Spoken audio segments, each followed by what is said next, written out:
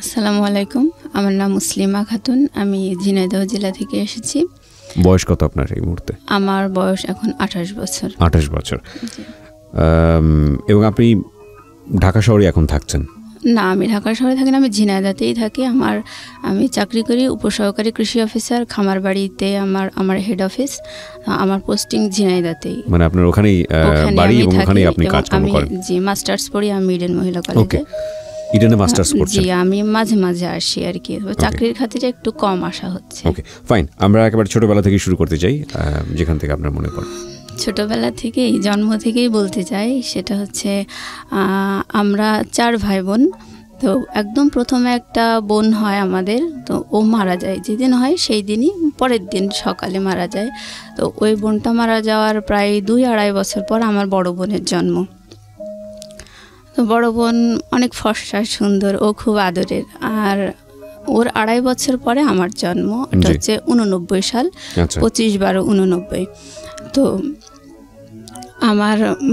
আমার জন্মের কথা শুনে আমার বাবা চাইতো যে আমার জায়গাটাই, মানে আমি যেন ছেলে হই, এটা আমার বাবা চাইতেন। আচ্ছা।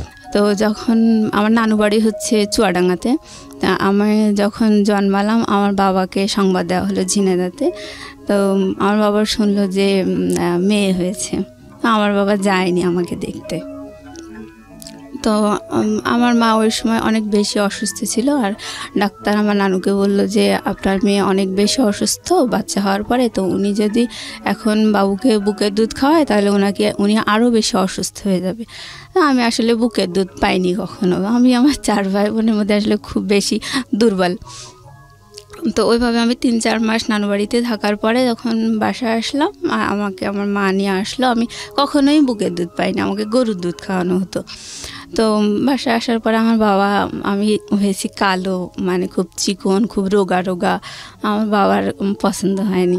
তারপরেও সে চাইতো যেন একটা ছেলে হয়। সেই হিসেবে আসলে তার মনটা খুব বিষণ্ণ ছিল। আর বারবার বলতো আমার আবারও মেয়ে হলো, আমার ঘর অন্ধকার হয়ে যাবে, আমি একটা ছেলে চাইতাম, এসব বলতো। যাই হোক, এইভাবেই আসলে শৈশব। আর যখন একটু বড় হয়েছি, নানু বাড়িতে আমার বড় বোনকে খুব বেশি ভালোবাসতো। তো আমার নানু মাঝে মাঝে, মানে আমাদের বাড়িতে, মানে ওই আশেপাশের মামা যারা আছে তাদেরকে মাঝে মাঝে পাঠাতো। আমার মামাকেও পাঠাতো, যে বলতো ওকে নিয়ে আয়, ওর নাম মেহজাবিন, বড় বোন, ওকে নিয়ে আয়, ও একটু বেরিয়ে যাক, ওকে অনেকদিন দেখিনি। এভাবে মামা আসতো, এসেই শুধু বলতো যে বুবু হচ্ছে মেহজাবিনকে নিতে এসেছি। তো ওকে নিয়ে যেত, আর আমি দাঁড়িয়ে দাঁড়িয়ে দেখতাম। ও আমার সামনে, ও ছোট, আমার 2.5 বছরের বড় আর কি। তো ও কাপড় চোপড় গুছায় নিয়ে আমার সামনে দিয়ে হাসতে হাসতে চলে যেত, আমি দেখতাম। আবার মাঝে মাঝে আমিও খুব শখ করে মানে যেতে চাইতাম ওর সাথে নানু বাড়িতে। তো গেলে মানে আমার নানা, খালা, মামা কেউই তেমন খুশি হতো না আমাকে। ওকে দেখে খুব খুশি হতো, কোলে নিত, আদর করতো, এরকম। আমাকে ওরকম করতো না। তারপর মানে আমরা গ্রামের দিকে থাকতাম, তো আমাদের বাসায় টেলিভিশন ছিল না। আর কিন্তু নানু বাড়িতে রঙিন টেলিভিশন ছিল, ডিশ লাইন ছিল। তো ওরা, আমার খালামণি হচ্ছে আমার মামাতো বোনদেরকে নিয়ে, ওকে নিয়ে মানে টেলিভিশন দেখতো, কার্টুন দেখতো, হিন্দি ছবিতে নাচ গান এসব দেখতো। তো আমার মামাতো বোন টোন, ভাই, আমার বোন সবাই একসাথে নিয়ে, কিন্তু আমাকে ডাকতো না আমার ছোটো খালা।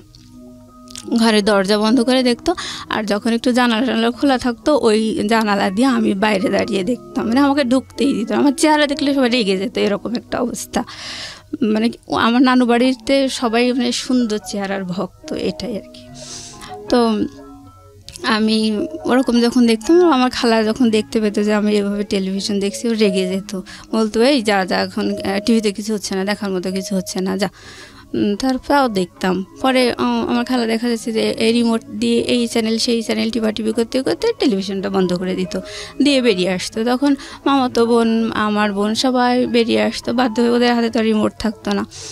বেরিয়ে আসতো, বেরিয়ে আসার পরে খালা ঘরে চলে যেত। আর আমার ওই বোনেরা, ভাইরা সবাই মানে আমার সাথে খুব খারাপ ব্যবহার করতো, বলতে তুই গেলি কিসের জন্য, তোর কি না দেখলে হয় না, টিভিটা বন্ধ করে দিল, এরকম করে সবাই মানে খারাপ বিহেভ করতো। পরে আমার অনেক খারাপ লাগতো, আমি একা একা বসে থাকতাম। তারপর দেখা গেল যে 10 দিন 12 দিন পরে আমার বাবা আমাদেরকে নিয়ে আসতে যেত।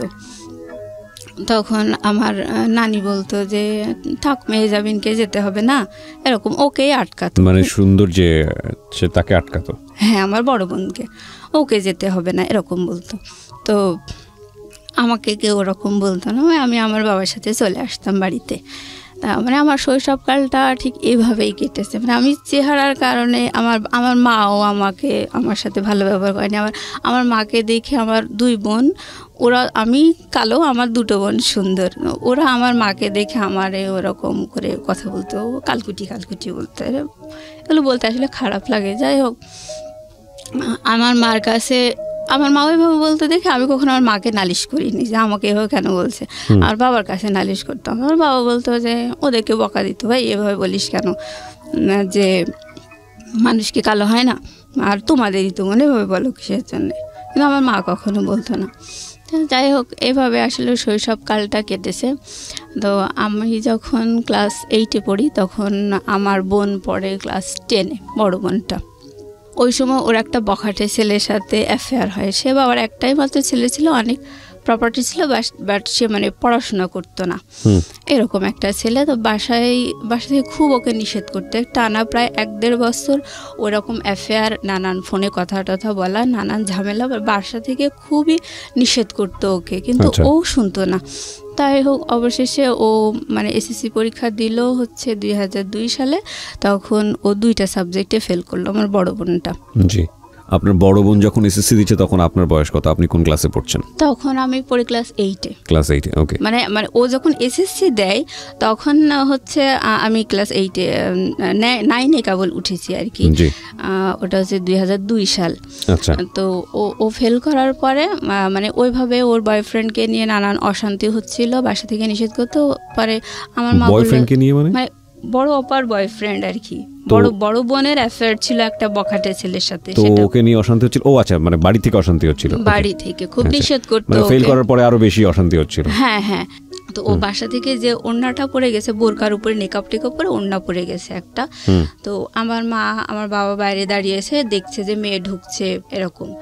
তো ও ক্লাসে ঢুকে পরীক্ষা টরীক্ষা কতটুকু দিয়েছে ও জানি না। যাই হোক, ও মানে আধা ঘন্টা কি 1 ঘন্টা পরে ওয়াশরুমে যে ওপরের ওড়নাটা চেঞ্জ করে ওই সামনের দরজা মানে বারান্দা দিয়ে চলে এসছে বাবা মাকে দেখতে। ও দেখছে যে বাবা মা ওকে দেখতে পাচ্ছে, কিন্তু বাবা মা ওড়না চেঞ্জ করছে দেখো, বাবা মা তোকে চিনতে পারেনি। তারপরে একাডেমিক বিল্ডিংয়ের পিছনের গেট দিয়ে ওর বয়ফ্রেন্ডের সাথে চলে গেছে, মানে বাড়ি থেকে পালিয়ে গেল। পালিয়ে যাওয়ার পরে ওকে নিয়ে খুব টেনশন। মানে আমাদের এলাকায় ওই প্রথম মানে পালিয়ে গেল আর কি। আর মানে পরীক্ষা সেন্টার থেকে পালিয়ে যাওয়াটা মানে সব মিলিয়ে খুব বিচ্ছিরি একটা কেলেঙ্কারি অবস্থা। আর বাবা মা মানে একেবারে হতাশ। তো ও তো বিশাল একটা হার্ট করলো। তো আমার বাবা আসলে কেমন পাগলের মতো, ওর তো প্রায় 6 মাস মতো কোনো খোঁজই পাওয়া যায়নি। তো ও পালিয়ে যাওয়ার 4-5 দিন পরে বাসায় টেলিফোনে ফোন করছে। ফোন করে বলছে যে আব্বা রিসিভ করার পরে ও আব্বা বলছে যে মা তুমি আমাকে দেখতে আসবে না, কাঁদছে আর বলছে। তখন ও বলছে যে না, তোমাদেরও আমার দরকার নেই, আমারও তোমার দরকার নেই।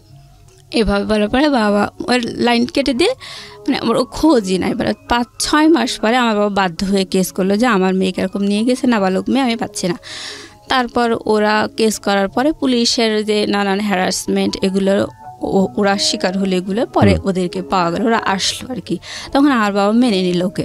মেনে নিল? হ্যাঁ, মানে জামাই সহ মেনে নিল? হ্যাঁ, জামাই সহ মেনে নিল। তো যখন ওকে মেনে নিল, ও বাসায় আসলো, তখন ও 4 মাসের প্রেগনেন্ট। তখন ওর বেবি হলো 2004 সালে, আর ওকে ক্লাস 9-এ ভর্তি করে দেওয়া হলো 2005 সালে। ওই টিচারদেরকে বলে যে যাই হোক ভুল টুল করেছে, আপনারা আবার একটু শুরু করার ব্যবস্থা করেন। তো ওকে 9-এ ভর্তি করে দিল। ওর বেবিটা তখন বসতে শিখেছে। আর ওই 2005 সালে আমি এসএসসি ক্যান্ডিডেট। তো আমি ওর বাবুটাকে রাখি, পড়াশুনো করে, আমার তো আর স্কুল নেই। ও যেত স্কুলে আর পড়াশোনা করতো। যাই হোক, এইভাবেই ও এসএসসি পাশ করলো। তারপর এসএসসি পাশ করার পর ওর হাজব্যান্ড বিদেশে গেল। আমার বাবাই খরচা করে বিদেশে পাঠায়। মানে ওদের সাথে আসলে আত্মীয়তা হয় না, কিন্তু তারপরেও মেনে নিয়েছে, কি করা যাবে। এই ফাঁকে 2 বছর ছিল ওর হাজব্যান্ড বিদেশে, ও এই ফাঁকে ইন্টারমিডিয়েটটা পাশ করলো। আচ্ছা। পাশ করার পরে ইডেন মহিলা কলেজে অ্যাডমিশন দিল। ও হচ্ছে ইকোনমিক্সে চান্স পেল। চান্স পাওয়ার পরে ও যখন মানে স্কুলে থাকতে প্রাইভেট পড়তো, তখন ওর সাথে আরও কয়েকটা ওর ফ্রেন্ডও প্রাইভেট পড়তো। আমরা সবাই গার্লস স্কুলে পড়ছি, বাট বয়েজ স্কুলটা পাশেই ছিল। বয়েজ স্কুলের কিছু ফ্রেন্ড ওর সাথে প্রাইভেট পড়তো। ওখানে একটা ছেলে ওরই ক্লাসমেট ওকে খুব পছন্দ করতো ওই সময়, যখন ওর হাজব্যান্ডের সাথে ওর অ্যাফেয়ার ছিল। তো ও ইডেনে চান্স পাওয়ার পরে ওই ভাইয়াটা বললো যে দেখ, সেই সময় আমি তোকে খুব পছন্দ করতাম, তোকে এখনও আমি পছন্দ করি। এটা বলার পরে ও দেখলো যে না, আসলে ও একটু বল পেলো। হ্যাঁ, আর ইডেন কলেজে চান্স পাওয়ার পরে ও দেখলো তো এটা একটা অন্যরকম জগৎ। ও একদম গ্রাম লেভেলে বিয়ে করছিল, মানে তখন আর ওর ফ্রেন্ডটা এরকম বললো যে আমি তোকে এখনও পছন্দ করি। তখন ও একটু মানে ভরসা পেল। তারপর ওর হাজব্যান্ডকে ডিভোর্স দিয়ে দিল। দেওয়ার পরে মানে ওই ভাইয়াটার সাথে ওর রিলেশন শুরু।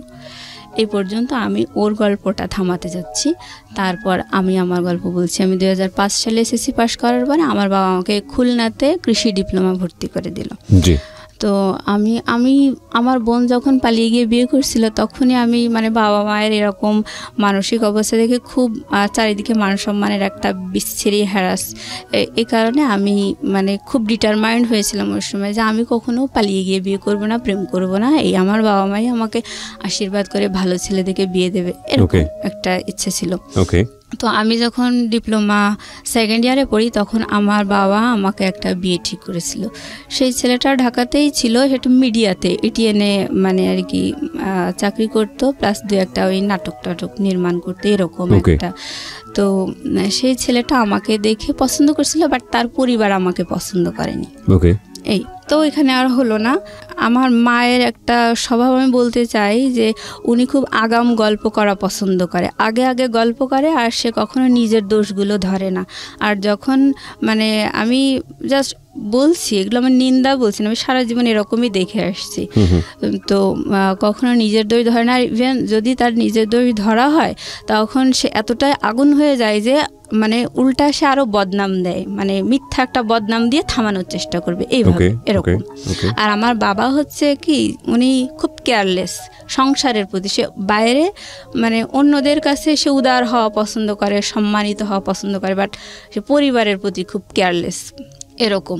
তো আমার বাবা যখন আমার ওই বিয়েটা ঠিক করলো, তখন আমাকে থার্ড ইয়ারে আমি পড়ি, প্রায় থার্ড ইয়ারেই উঠেছি ওই সময়। তো আমার বাবা আমাকে টাকা দিয়ে আসতে গেছে, হোস্টেল খরচ দিয়ে আসার সময় আমার বাবা বলছে যে তোমার থার্ড ইয়ার মানে 6th সেমিস্টারে উঠবো আমি ওই সময়। আমার বাবা বলছে তোমার 6th সেমিস্টারে ওঠার আগ দিয়ে যদি বিয়ে হয়ে যেত তাহলে খুব ভালো হতো। আমি বলছি কেন? বলছে যে তাহলে টাকাটা ওই তারেক দিত, মানে আমার যে ছেলের সাথে বিয়ে ঠিক হয়েছে ওই ছেলেটার নাম হচ্ছে তারেক। এখন বলছে তাহলে ও তোমার ভর্তি খরচটাও তারেক দিত। মানে আমার বাবা সবসময় চাই যে অন্যরা কষ্ট করুক, যাই করুক, কোনোভাবে কাজটা কমপ্লিট হয়ে যাক, আমি ঝামেলামুক্ত হয়ে যাই, এরকম একটা মেন্টালিটি। মানে বদনাম না, আমরা সব ভাই বোনই এরকমই দেখে আসছি। যাই হোক, বড় বোনকে বেশি ভালোবাসতো, ওর প্রতি একটু যাই হোক। আচ্ছা, আমি এখন বলছি যে আমি আমার বাবাকে বললাম যে তুমি তাহলে ওই কথা কেন বলছো, সেমিস্টার ফি অনলি 2500 টাকা, আর তুমি বিয়ের অ্যারেঞ্জ তো অনেক বেশি হয়, তো তুমি এই কথা কেন বলছো? 2500 টাকা তুমি দিতে পারবে না, এটা কি? আমার বাবা কোনো কথা বললো না, আমাকে টাকা দিয়ে বাসায় চলে গেল। তো আমার যখন বিয়েটা ঠিক হয়েছে, অলরেডি আমার সাথে তার দেখা হয়নি, কিন্তু আমার বোন, আমার ভাই তাকে দেখে এসছে। মানে ছেলেটা আমার জীবনে একটা ইয়াং ছেলে চেহারা, এত মানে একটা হাড্ডি সার, হ্যাঁ, আর চুলগুলা বড় বড় এরকম, মানে আমি একেবারে চুজেবল না, তো বয়সও অনেক। যাই হোক, তারপর আমি সবসময় বলতাম যে না, আমি কখনো বাবা মা আমাকে আশীর্বাদ করে দেবে, সেই হিসেবে আমারও মানে ওদের বর্ণনা শুনে আমারও পছন্দ হয়নি, তারপর আমি মেনে নিয়েছিলাম। তো যাই হোক, আমার মা মানে আমার সাথে দেখা সাক্ষাৎ, আমার ওই পাত্রটার সাথে দেখা সাক্ষাৎ হওয়ার আগেই আমার মা আমাদের পাড়া প্রতিবেশী, আত্মীয় স্বজন সবার কাছে বলে বেরিয়েছে আমি মেয়েকে মিডিয়ার একটা ডিরেক্টরের সাথে বিয়ে দিচ্ছি। এইভাবে বিশাল গল্প করে, মানে আমি কলেজেই আসি, আমি কিছুই জানি না।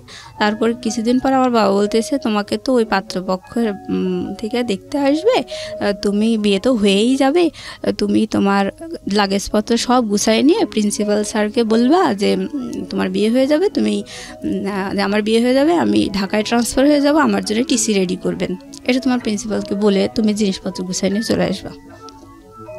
তো এর মাঝে আমার ওই ছেলেটা আমাকে দেখতে এসেছে, দেখতে আসার পরে আমাকে দেখে বেশ পছন্দ হয়েছে তার।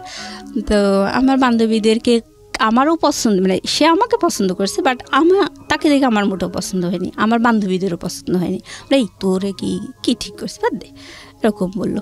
তারপর আমি বলছি না রে, বাবা মা ঠিক করেছে, তা থাক, সব তার চেহারার মধ্যে নেই, ভালো মন মানসিকতা থাকতেই পারে। আমি আর কিছু বললাম না। তারপর প্রিন্সিপাল স্যারকে ওইভাবে বলে আমি বাসায় চলে আসছি। তো বাসায় যখন আসার পরে আশেপাশে লোকজন বলছে আর কয়দিনই বা 2 দিন বাদে তো শ্বশুরবাড়িতে চলে যাবে, এরকম করে বলতেছে। এবং আমি খুব হতবাক, না আমার সাথে এখন তো কিছুই হয়নি, তাই এত লোকে জানে বিষয়টা, খুব অবাক লেগেছে। তারপর আমি চলে আসলাম। বাসায় আসার পরে ওই পাত্রপক্ষের বাবা মা ওরা দেখতে আসলো, আসার পরে কিছু বললো না, বাড়িতে যে বললো যে মেয়ে দেখে পছন্দ হয়নি, এরকম। যাই হোক ওই পার্টটা চুকে গেল, বিয়ে যেহেতু হলো না। আমি আবার পরে প্রিন্সিপাল স্যারকে ফোন দিয়ে বললাম যে স্যার এরকম আমি কলেজে আসতে চাচ্ছি। তো তখন প্রিন্সিপাল স্যার আসলে ওই মুহূর্তে একটু অন্য টেনশানে ছিল, হয়তো একটু মনটা খারাপ ছিল। তখন আমার বলছে দেখো বাবু, তুমি আমাকে বলেছিলে টিসি রেডি করতে, আমি তো ওইটা নিয়েই আসি, তোমার জন্য আমি টিসি রেডি করছি, যাই হোক তুমি আমারে ফোন দিও না। মানে ওই সময় উনি অন্য কারণে টেনশনে ছিল, আমার সাথে ভালো বিহেভ করেনি। এবার আমি আমার বাবাকে বলছি, মাকে বলছি যে স্যার থেকে কথা বললো, এখন কি করা যায়। তখন আমার মা আমার বাবা দুজন মিলে আমাকে ওই লাগেজপত্র সব নিয়ে আবার আমাকে কলেজে রেখে আসলো। এবং প্রিন্সিপাল স্যারকে সব ঘটনা খুলে বললো, মানে মিথ্যা বললো যে ওরা প্রাইভেট কার দাবি করেছে দেখে মেয়েকে দেইনি। আমার ফাইনাল ইয়ারে তখন আমার বাবা আরও একটা বিয়ে ঠিক করলো। তো ওই ছেলেটা ছিল এসএসসি পাস করে মানে প্রাইভেট পলিটেকনিক থেকে ডিপ্লোমা একটা সেমিস্টার পড়ে বাদ দিয়ে দিয়েছে পড়াশোনা, এরকম একটা ছেলের সাথে। তবে সেই ছেলেটা খুবই সুদর্শন, মানে গল্প শোনা আর কি, আমি দেখিনি। তো ওরকম একটা ছেলের সাথে আমার বাবা আমাকে বিয়ে দেওয়ার জন্যে নানু বাড়িতে মতামত দিয়ে আমাকে নানু বাড়িতে নিয়ে গেল দেখানোর জন্যে। পরে ওই ছেলের পরিবারও আমাকে দেখে পছন্দ করেনি। তো যাই হোক ওইটাই শেষ। তারপর আমি ডিপ্লোমা শেষ করে আমি বাসায় চলে এসেছি, চাকরির জন্য পড়াশোনা করতেছি এরকম।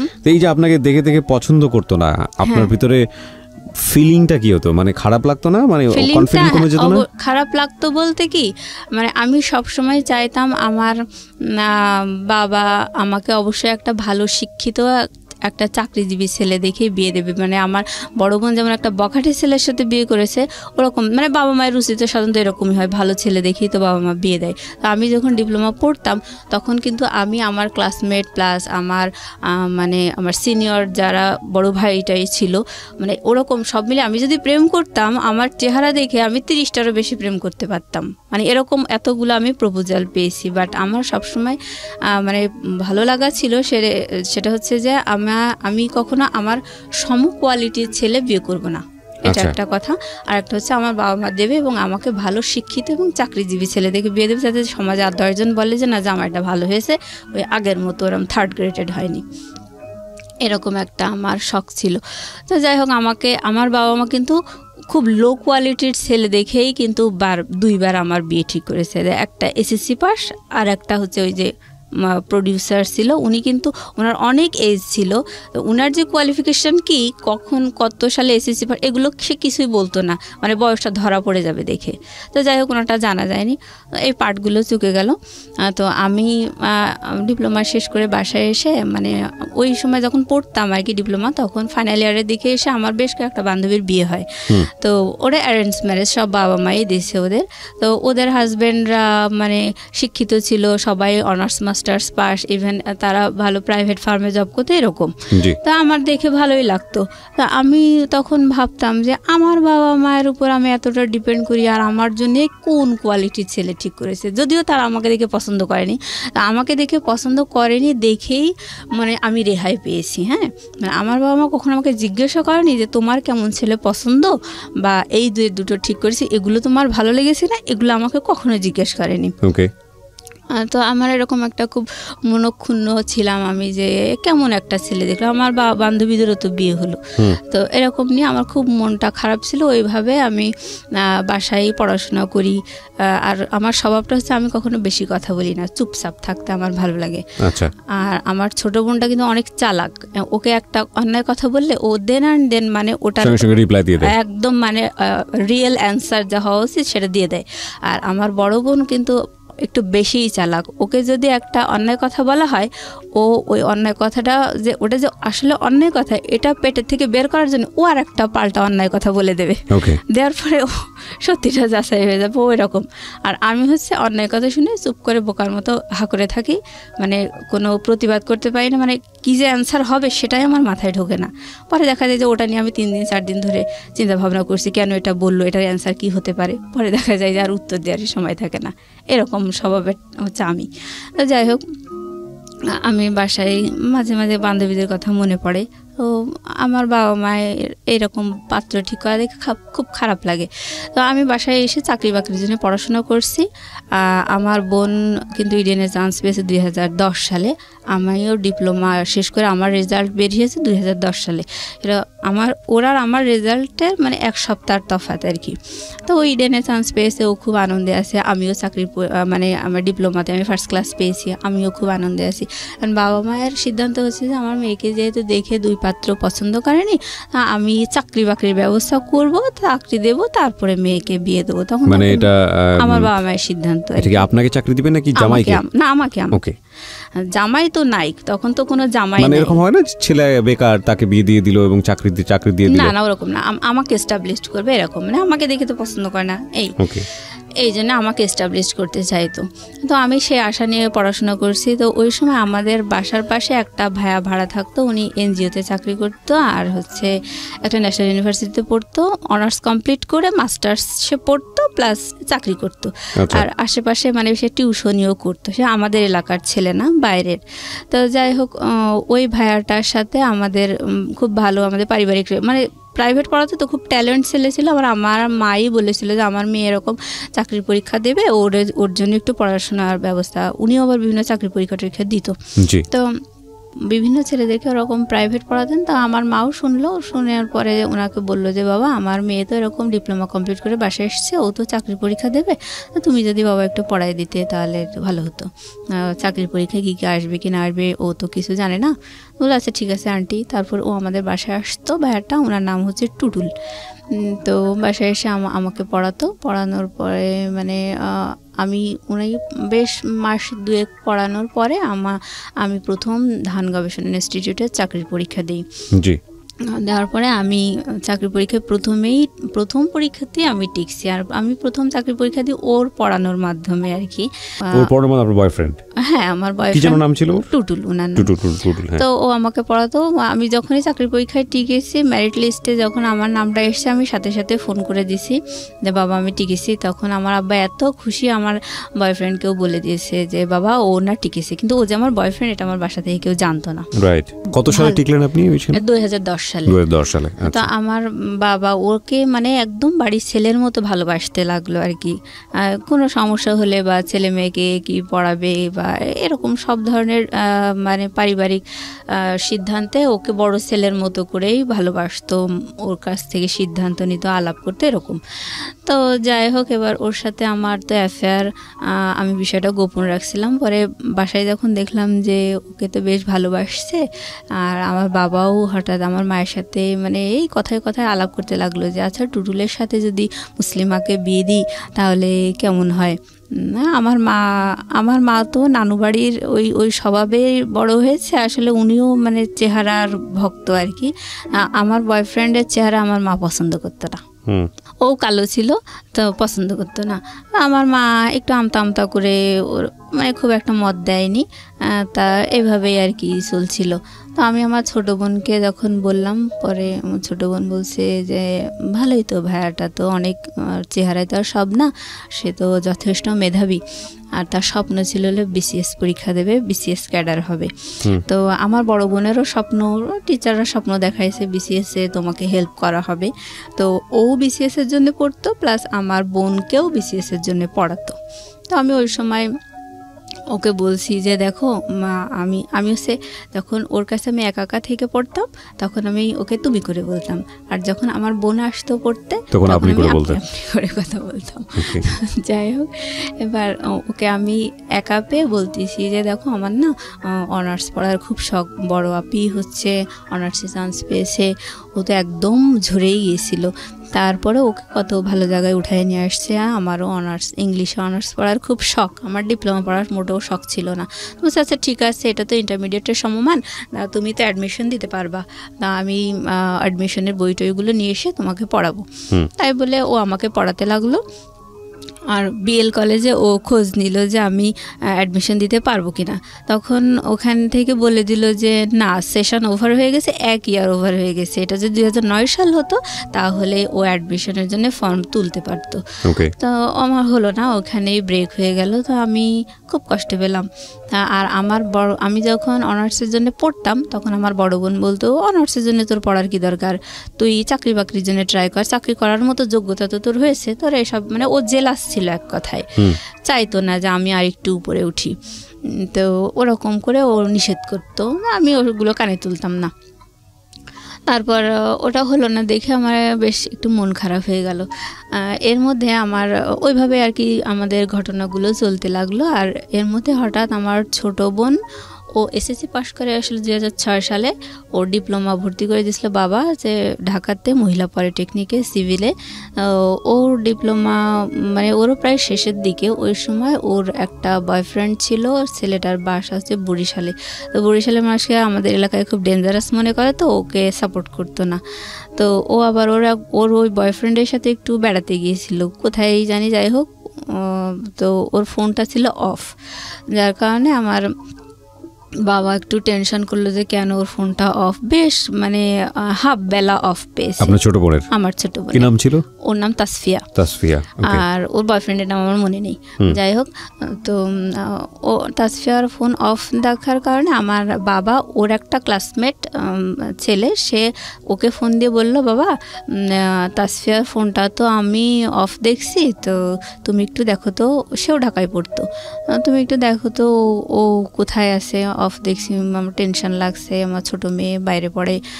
যাই হোক, এবার ও জানতো যে ওর ওই বয়ফ্রেন্ডটা বরিশালের ছেলে, এগুলো ও জানতো। আর ও খুব জেলাস ছিল, হ্যাঁ, মানে ওর ওই ফ্রেন্ডটা ওকে পছন্দ করতো, কিন্তু ওর ওই বরিশালের ছেলের সাথে অ্যাফেয়ার দেখে ওর একটু রাগ টাগ ছিল এরকম। তো ও দেখলো এটা একটা প্রতিশোধ নেওয়ার বেশ ভালো সময়। তো ও মানে আমার বোনকে কোনো খোঁজখবর না নিয়ে ও ফোন ট্রাই করেছে, ফোনটা অফ দেখেছে ওর ওই ফ্রেন্ডটা। তারপর ও হচ্ছে আমাদের পাড়ায় কয়েকটা ওর পরিচিত, মানে ওর এই ফ্রেন্ড তার পরিচিত কয়েকটা মেয়েকে ফোন দিয়ে বলেছে যে তাসফিয়াকে না পাওয়া যাচ্ছে না, ও পালিয়ে গেছে, এরকম করে বলেছে।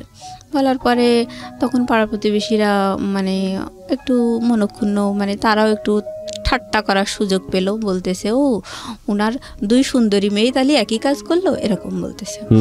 বলার পরে এটা তো মানে খুব প্রেস্টিজের একটা বিষয় হয়ে গেল। তখন আমার মা খুব টেনশন করছিল। পরে আমার ভাই ওকে ফোনে ট্রাই করার পরে ওকে প্রায় সন্ধ্যার দিকে ওর ফোনটা মানে ওপেন পেয়েছে আমার ভাই।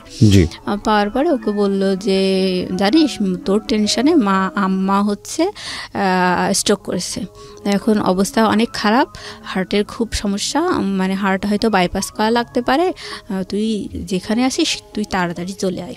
ওকে। এবার ও তো টেনশন, ও খুব মা ভক্ত ছিল, তো ও টেনশনে মানে একেবারে জামা কাপড় 2-4টা গুছায় নিয়ে বাসায় চলে এসেছে।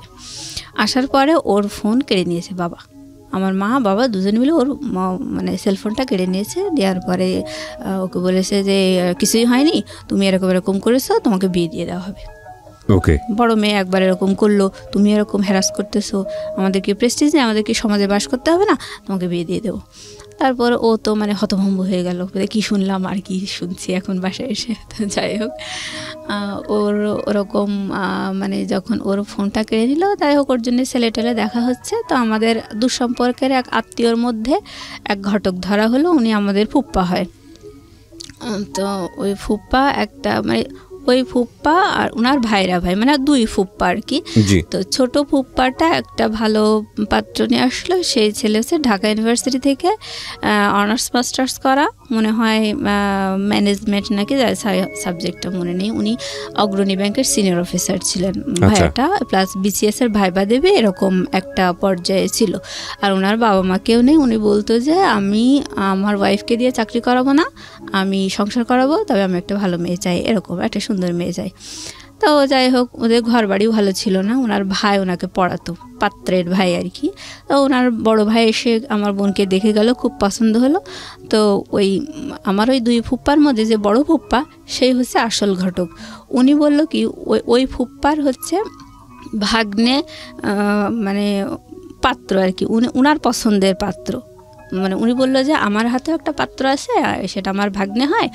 তো সে হচ্ছে সিভিল ইঞ্জিনিয়ার, তো সেও ডিপ্লোমা ইঞ্জিনিয়ার, কিন্তু আপনার মেয়ে তো ডিপ্লোমা ইঞ্জিনিয়ার, তার তো একটা বিএসসি ইঞ্জিনিয়ার দেওয়া উচিত, সেও তো ওরকমই চায়।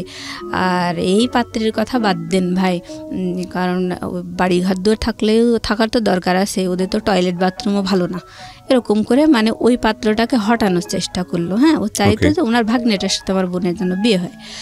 তো আমার বাবা মা ওই অত ভালো একটা কোয়ালিফাইড ছেলেকে ডিনাই করে দিল আমার ওই ফুপ্পাটার, বড় ফুপ্পাটার কথা শুনে। তারপরে ওই ডিপ্লোমাধারী ওই ছেলেটার সাথে, ওনার ভাগ্নে আর কি, ওনার সাথে আমার বোনের বিয়ে ঠিক করলো। তখন আমার বোন একেবারে তেলে বেগুনে জ্বলে উঠলো, বলে হ্যাঁ আমাকে এত ভালো ছেলের সাথে, মানে ওই ছেলের সাথে আমাকে বিয়ে দিতে হবে, আর না দিলে আমাকে বিএসসি ইঞ্জিনিয়ারের সাথে বিয়ে দেবে, আমি ডিপ্লোমা ইঞ্জিনিয়ার, আমি বিএসসি ইঞ্জিনিয়ার বিয়ে করবো। তখন আর ও বারবার আমার মাকে রিকোয়েস্ট করতো, না বিয়ে দিয়েন না, আমি যাই হোক এসব আর কিছু করবো না, আমার খুব শখ, আমি চাকরি বাকরি করবো, এরকম বলার পরে আমার মা ওকে বকাঝকা দিয়ে, হ্যাঁ তুই আমার প্রেস্টিজের উপর উঠেছিস, তোকে বিয়ে দিয়ে দেবো, তোকে বিশ্বাস করা যায় না, এভাবে বললো। এইবার আমার বড় বোন, ওরটা তো বললাম যে ও বাবা মায়ের মান সম্মান হানি করেছে, তারপরেও ওকে এভাবে নিয়ে আসা হয়েছে, ওকে এস্টাবলিশ করার চেষ্টা করা হয়েছে। আমার ওই বড় বোন আমার বাবা মাকে বুদ্ধি দিল যে দেখো, মুসলিমার চেহারা তো এর আগে 2 পাত্র দেখে কেউ পছন্দ করেনি, তা এখন যদি তাসফিয়ার বিয়ে দিয়ে দাও, তাহলে ওকে বিয়ে দেওয়া কিন্তু অনেক টাফ হয়ে যাবে, কারণ ওরে দেখে তো কেউ পছন্দ করে না। তখন সবাই ভাববে যে এর কোনো সমস্যা আছে, ছোটো বোন সুন্দরী, ছোটো বোনটার বিয়ে হয়ে গেছে, এর মধ্যে কোনো ঝামেলা আছে, তখন বিয়ে দিতে পারবা না। ওকে, এটা আমার বাবা মাকে বুদ্ধি দিয়ে ওয়াশ করলো, মাথা ওয়াশ করলো। তো আমার ঘটক যখন আমার বোনের বিয়ের, ছোটো বোনের বিয়ের ব্যাপারে কথাবার্তা হচ্ছিল, তখনও আমার বাবা কিন্তু বলেছে যে আমার মেজো মেয়েটা হচ্ছে ওকে চাকরি করাবো, ওর জন্য একটু জমিও রেখে দিয়েছি, ওই সরকারি চাকরি পরীক্ষাও একবার টিকেছে, আমরা জানি ও টিকবে, আমাদের আশা আছে, বিশ্বাস আছে। তো ওর ওই জমিটা বিক্রি করে ওর চাকরি ঘুষি দিয়ে ওরে চাকরি দিয়ে তারপর বিয়ে দেবো, এই মেয়েটাকে আমরা বিয়ে দেবো না। আর ঘটকও আমার চেহারা দেখে বললো যে হ্যাঁ এই মেয়েটা চাকরি দিয়ে বিয়ে দেওয়াই ভালো, এভাবে বললো। তা যাই হোক, এবার আমার বড় বোন, আমার ঘটক বলল যে আমার হাতে কিন্তু আরও একটা পাত্র আছে, কিন্তু এই মেয়েটা চাকরি দিয়ে বিয়ে দেওয়াই ভালো, তবে পাত্রর পক্ষটা ওরা কিছু নেবে না, আর ওর বাবা হলো হাজি, খুব ভালো মানুষ, আর ছেলেটা দেশের বাইরে থাকে, প্রায় 10-12 লাখ টাকার গহনা এনেছে, তারা খুবই বউয়ের ভক্ত, তাদের বাড়ির বউরা খুব সুখী। এটা আপনার কথা বলছে? আমার কথা বলছে, মানে ঘটক এভাবে একটা পাত্রের ব্যাপারে আমার বাবা মায়ের কাছে বলছে। আজকের এই গল্পটা, প্রিয় শ্রোতা, একটা বিষয় আপনাদেরকে একটু ইন্টারাপ্ট করছি, আজকের এই গল্পটা একটা মেয়ে পাত্রস্থ হতে গিয়ে কি পরিমাণ পারিবারিক চাপের মধ্যে থাকতে হয় মেয়েটাকে নিজে এবং পরিবারকে আমাদের দেশে, সেটার একটা গল্প আপনারা বলতে পারেন, এবং সেটার পরিণতিও বা কি দাঁড়ায় সেটাও দেখার একটু বাকি আছে। আমি ইন্টারাপ্ট করছি না, আর হ্যাঁ বলুন তারপর। হ্যাঁ, তারপর হচ্ছে আমার বোন ওইভাবে বোঝানোর পরে আমার মা বাবা মানে রাজি হয়ে গেল যে হ্যাঁ আসলেই তো তাই। তবে আমি সবচেয়ে বেশি অবাক হয়েছি যে আমার বড় বোন কি না করলো, আর আমি তো ওরকম কিছুই না, তাহলে আমাকে এভাবে বিয়ে দেবে, মানে আমার মাথায় কিছুই আসছিল না। আমার ছোটো বোনকে যখন দেখে গেছে তখনও কিন্তু আমার বিয়ে নিয়ে কোনো কথা হয়নি, আমি তখনও মানে খুশি ছিলাম যে আমার তো চাকরি দিয়েই বিয়ে দেবে, এরকম একটা, তো আমি অনেক খুশি ছিলাম। আমার বড় বোন যখন ওরকম করে বলার পর আমার বাবা মা রাজি হয়ে গেল। তো আমি বলছি না, তোমরা তো আমাকে চাকরি করাবা তারপরে বিয়ে দেবা, এখন এসব কী ধরনের কথাবার্তা। তা আমি বলছি এমনি তো আমার দেখে কেউ পছন্দ করে না, এসব বাদ দাও। তখন আমার মা বলছে, পছন্দ করে না দেখে কি কেউ কি পছন্দ করবে না, কখনোই পছন্দ করবে, এর কোনো কথা হলো? আর থাক বাবা, আমি তোমারে দোয়া করে দেবো, এরকম করে আমার মাথায় হাত দিয়ে বলতেছে আমার মা। তো আমি বলছি না, দরকার নেই, ও দোয়া করার দরকার নেই। আমার মানে খুব রাগ হয়ে গেছে। আর আমার হচ্ছে বয়ফ্রেন্ড ছিল, তো ও মানে ওর প্রতি আমি একটু ইন্টারেস্টেড ছিলাম, এই আর কি। মানে ওইটার কারণে আমি চাইতাম যেন বিয়েটা না হয়। আর এই আমার জন্য যে ছেলেটা ঠিক করেছিল, সেই ছেলে ইন্টারমিডিয়েট পাস, আর দেশের বাইরে থাকতো, থাইল্যান্ডে। তো ওইখানে সেই ওই শ্রমিক ভিসায় যাওয়া আর কি, হাতুড়ি পিটানো, এই কোয়ালিটির একটা ছেলে, টাকা পয়সা আছে এই। তা আমার তো সবসময় আমার চাওয়াই ছিল শিক্ষিত চাকরিজীবী একটা ছেলে এরকম, আর আমিও চাকরি করব, এ ধরনের একটা ভালো লাগা, মানে একটা আমার বাবা মায় তোমার সেই আশাটা দিয়েছে, সেই হিসেবে আমি মানে নিজেকে তৈরি করে রেখেছিলাম। তো আমার যখন বাবা মায়ের ওই কথাগুলো শুনে আমার অনেক কষ্ট লাগলো, আর আমি প্রতিবাদ করতে লাগলাম যে না, আমি কখনো এই বিয়ে করবো না। করার পর আমার বয়ফ্রেন্ডকে আমি বললাম, দেখো আমার না এরকম করে বিয়ে ঠিক করেছে, আমারও বিয়ে ঠিক করেছে। তখন ও খুব অবাক হলো, বলছে তাই? তা ঠিক আছে, তাহলে তো তোমাদের বাসায় আর আসা যাবে না, যা হয় গোপনে তুমি আমারে বলো, হ্যাঁ আমি তোমারে সাজেশন দেবো। তাই বলো ও আর আমাদের বাসায় আসতো না। তো আমি ওকে আমার বড় ছোট বোনের ফোন মোবাইলটা কেড়ে নেওয়ার পরই আমার যখন বিয়ের নিয়ে কথা বলছে, সেই সময় আমি যে আপত্তি করছি, তখন আমার মোবাইলটাও কেড়ে নিয়েছে আমার মা। তো আমি বলছি, ও মা, আমার মোবাইল কেড়ে নিয়ে যাচ্ছ কিসের জন্যে? তো আমার মা কোনো কথা বললো না বলার পরে আমার হচ্ছে ওই মানে ক্যামেরা ফোন ছিল আর কি। তো ওইখানে আমি বলছি, ঠিক আছে তাহলে সিমগুলো খুলে নাও, আর ওখানে তো মেমোরি আছে, আমি না বসে গান টান শুনবো, আমার এই ফোনটা দাও। তো সিমগুলো খুলে নিয়ে আমাকে মেমোরি সহ ফোনটা দিল। আর আমি আমার বয়ফ্রেন্ডকে বলছিলাম, জানো এইভাবে না সব নিয়ে নিয়েছে। তখন ও তাড়াতাড়ি করে ওর মানি ব্যাগের ভিতর থেকে একটা ওই টেলিটক সিম বের করে আমারে দিয়েছে, দিয়ে বলছে যে যা হয় গোপনে আমারে জানাবা। তা আমি ওইভাবে মানে বাসায় গিয়ে কী হচ্ছে আমি ওকে জানাচ্ছি। জানানোর পরে ও বলছে যে ওই পাত্র যে ছেলের সাথে তোমার বিয়ে ঠিক করেছে, ওই বিদেশের ওই ছেলের নাম্বারটা আমাকে দাও। এবার আমি দিলাম, দেওয়ার পরে ও ওই ছেলেকে বারবার ফোন করতো। ফোন করার পরে এখানে তো আমি তো স্বীকার করতে পারছি না যে আমার বয়ফ্রেন্ড আছে, ছেলে পক্ষকে তুমি বলতে পারছি না। তা আমি মানে খুব আমার আসলে একটা অস্বস্তিকর অবস্থার মধ্যে আমি আছি।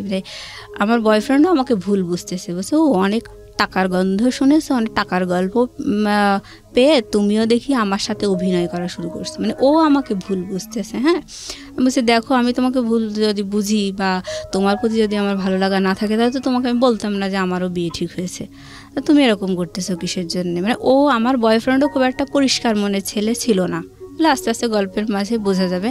তো যাই হোক, আমি ওকে যখন বললাম, ও বলছে যে আমি যা যা তোমাকে ডিরেকশন দেবো তুমি ঠিক তাই করবা। এবার ও বলতো যে এবার আমাকে আমার ওই মানে পাত্রপক্ষ দেখতে আসছে, ছেলের বাবা আমাকে দেখতে আসার পর আমাকে দেখে খুব পছন্দ হয়েছে। পছন্দ হওয়ার পরে এবার মানে ছেলেটা বলছে যে আমার বাবার যেহেতু পছন্দ হয়েছে, সুতরাং আমি মেনে নেব, আমার বাবার পছন্দ আমার পছন্দ।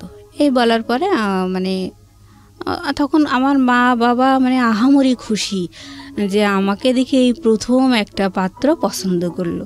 কিন্তু পাত্রটার কোয়ালিটিটা কি, আমার কথা হচ্ছে ওইটাই, যে আমি সবসময় বলতাম যে আমার জন্য অন্তত একটা ভালো কোয়ালিটির ছেলে ঠিক করো, তারপরে সে যদি আমাকে দেখে পছন্দ না করে তখন না হয় আমি নিচের দিকে তাকাবো। কিন্তু এখন তোমরা তো শুরুতেই একেবারে রুট লেভেলের দিকে, তাই এসএসসি পাস, ইন্টারমিডিয়েট পাস, ওই বিদেশে যে হাতুড়ি পেটানো এসব কি।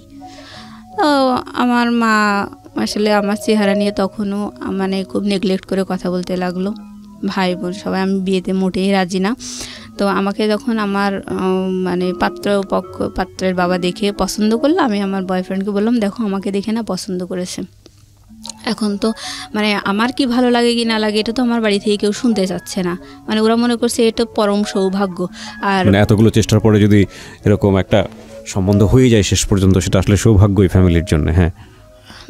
হ্যাঁ, কিন্তু মানে আমার ফ্যামিলি কখনোই কিন্তু আমার চাওয়া পাওয়াগুলো শোনেইনি, মানে মূল্যায়নই করেনি। আমরা সেটা বুঝতেই পারছি, ধারাবাহিকভাবে যাই একটু সামনের দিকে। তারপর তো এইটাও তো বয়ফ্রেন্ডকে বললেন, টুটুলকে বললেন। হ্যাঁ, টুটুলকে বলার পরে ও বলতেছে যে ঠিক আছে, যা যা হয় তুমি আমারে জানাও। এবার হচ্ছে আমি বলছি যে ঠিক আছে, আচ্ছা আমি তোমারে জানানোর চেষ্টা করব বলে আমি আমাদের বাসা থেকে মানে একটা বাড়ি থেকে দুধ নিয়ে আসতো। হ্যাঁ, তো আমি যাইতাম ওই দুধ নিয়ে আসার জন্য, মানে রেগুলার নিত আর কি। তো ওই ফাঁকে আমি একটা গোপন জায়গায় মানে একটু ঝোপঝাড় দেখে এরকম দেখে দাঁড়ায় ওর যে সিমটা আমাকে দিয়ে গেছিলো ওই সিমটা ওপেন করে একটু কথা বলতাম যে বাড়িতে এই সমস্যা হচ্ছে, তুমি কিন্তু ভুলেও ওই ছেলেকে ফোন করবা না, মানে ওটা আমার উপরেই চাপ আসতেছে, তো তুমি যেন ভুলেও ফোন দিও না। কিন্তু ও বারবার ফোন দেয় আর বলে যে মেয়ের সাথে আপনার বিয়ে ঠিক হয়েছে, ওই মেয়ের কাছ থেকে সরে যান, এই সে এরকম বলে। বলার পরে ওই ছেলেটা আবার আমার মানে ঘটককে জানায় দেয়, ঘটক আবার আমাদেরকে বলে দেয় এরকম ডিস্টার্ব হচ্ছে, কে সেই ছেলেটা? তখন আমার বাবা মা বলে যে না আসলে এই 10টা শত্রুর মধ্যে বসবাস করি, এরকম হয়তো কেউ শত্রুতা করছে। এই তো ছেলেটা কে ছিল? ছেলেটা মানে যে ইনফর্ম করতো আপনার সম্পর্কে? ওটা আমার বয়ফ্রেন্ড আর কি। মানে টুটুলি তো ছিল? হ্যাঁ টুটুলি ছিল। এটা করে যাতে করে ভাঙা যায় আর কি বিয়েটা। কিন্তু ও ওরকম করে বলতো, বলার পরে আমি বারবার বলছি যে দেখো আমার কিন্তু এঙ্গেজমেন্ট করাতে যাচ্ছে, ছেলেটা দেশের বাইরে আছে, সে 6-7 মাস পরে দেশে আসবে, তারপর বিয়ে হবে, আমার তো এঙ্গেজমেন্ট করাতে যাচ্ছে, তো তুমি এত ব্যস্ত হচ্ছে কিসের জন্য? আচ্ছা, তা ওর মাথায় কাজ করে না।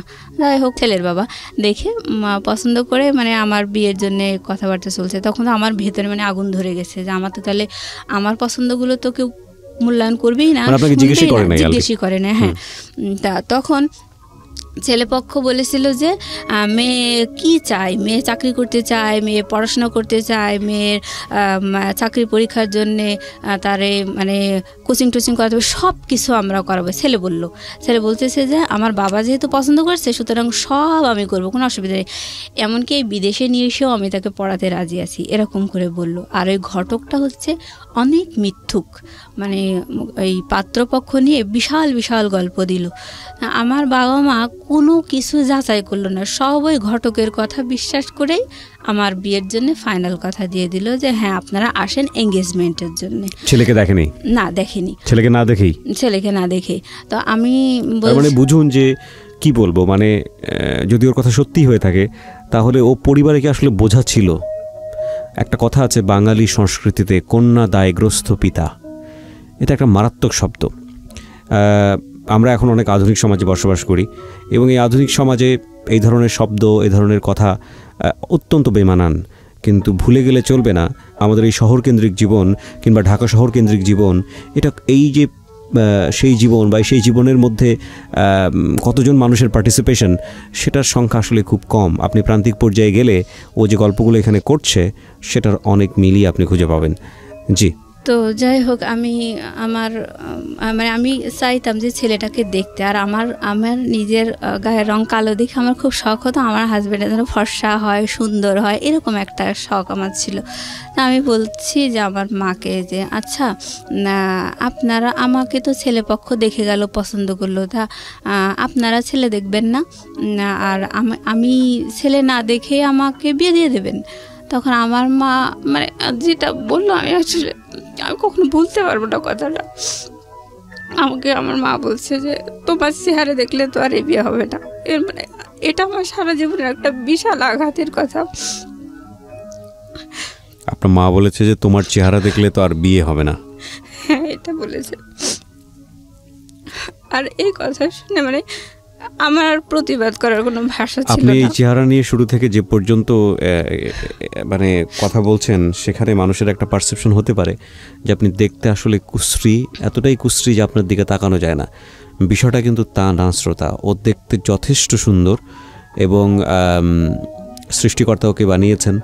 সৃষ্টিকর্তা প্রত্যেককেই কোনো গুণ দিয়ে দুনিয়াতে পাঠান, সুতরাং কোনো সৃষ্টিকেই অসুন্দর বলার কোনো সাহস, ধৃষ্টতা আমাদের কারোরই থাকা উচিত নয়।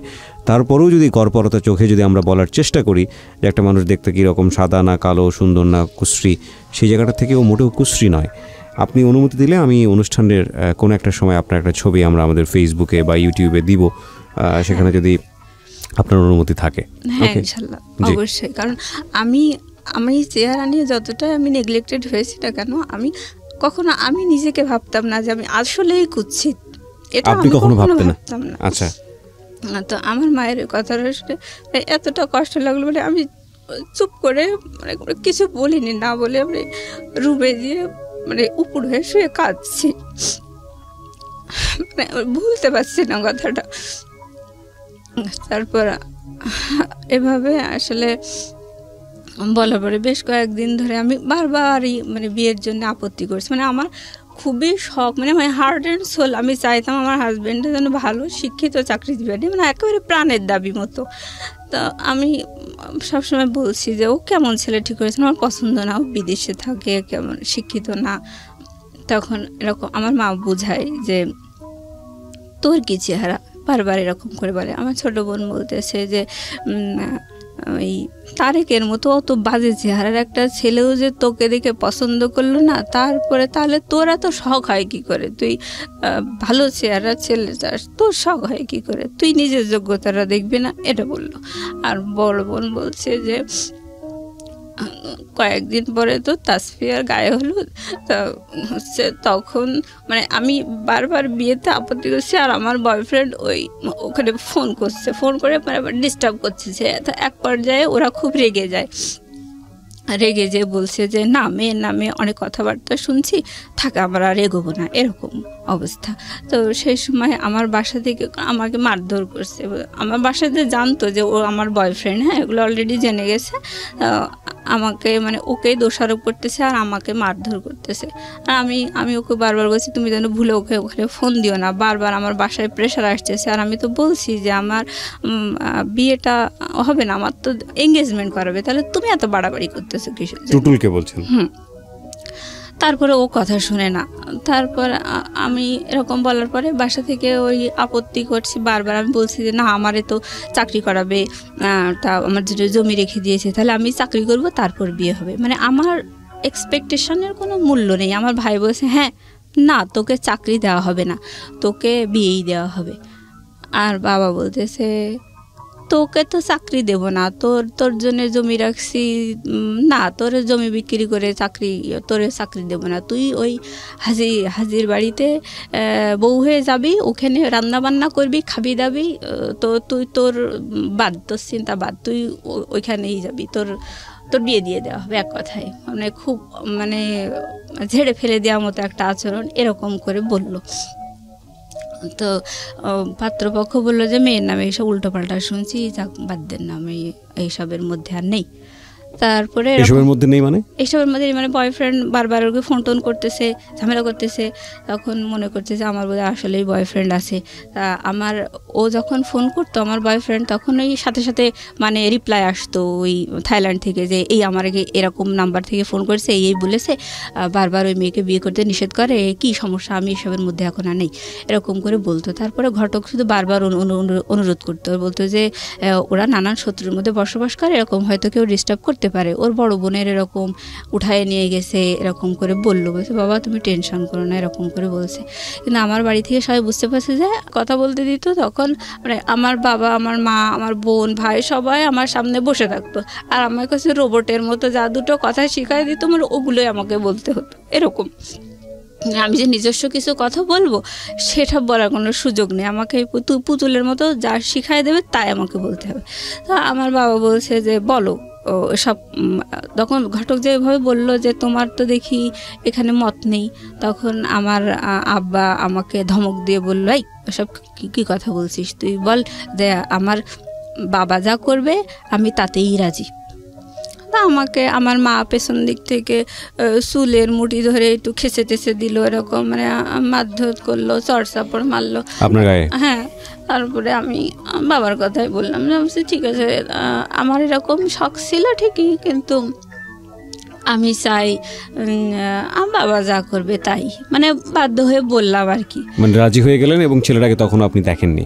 না, তখনও দেখিনি।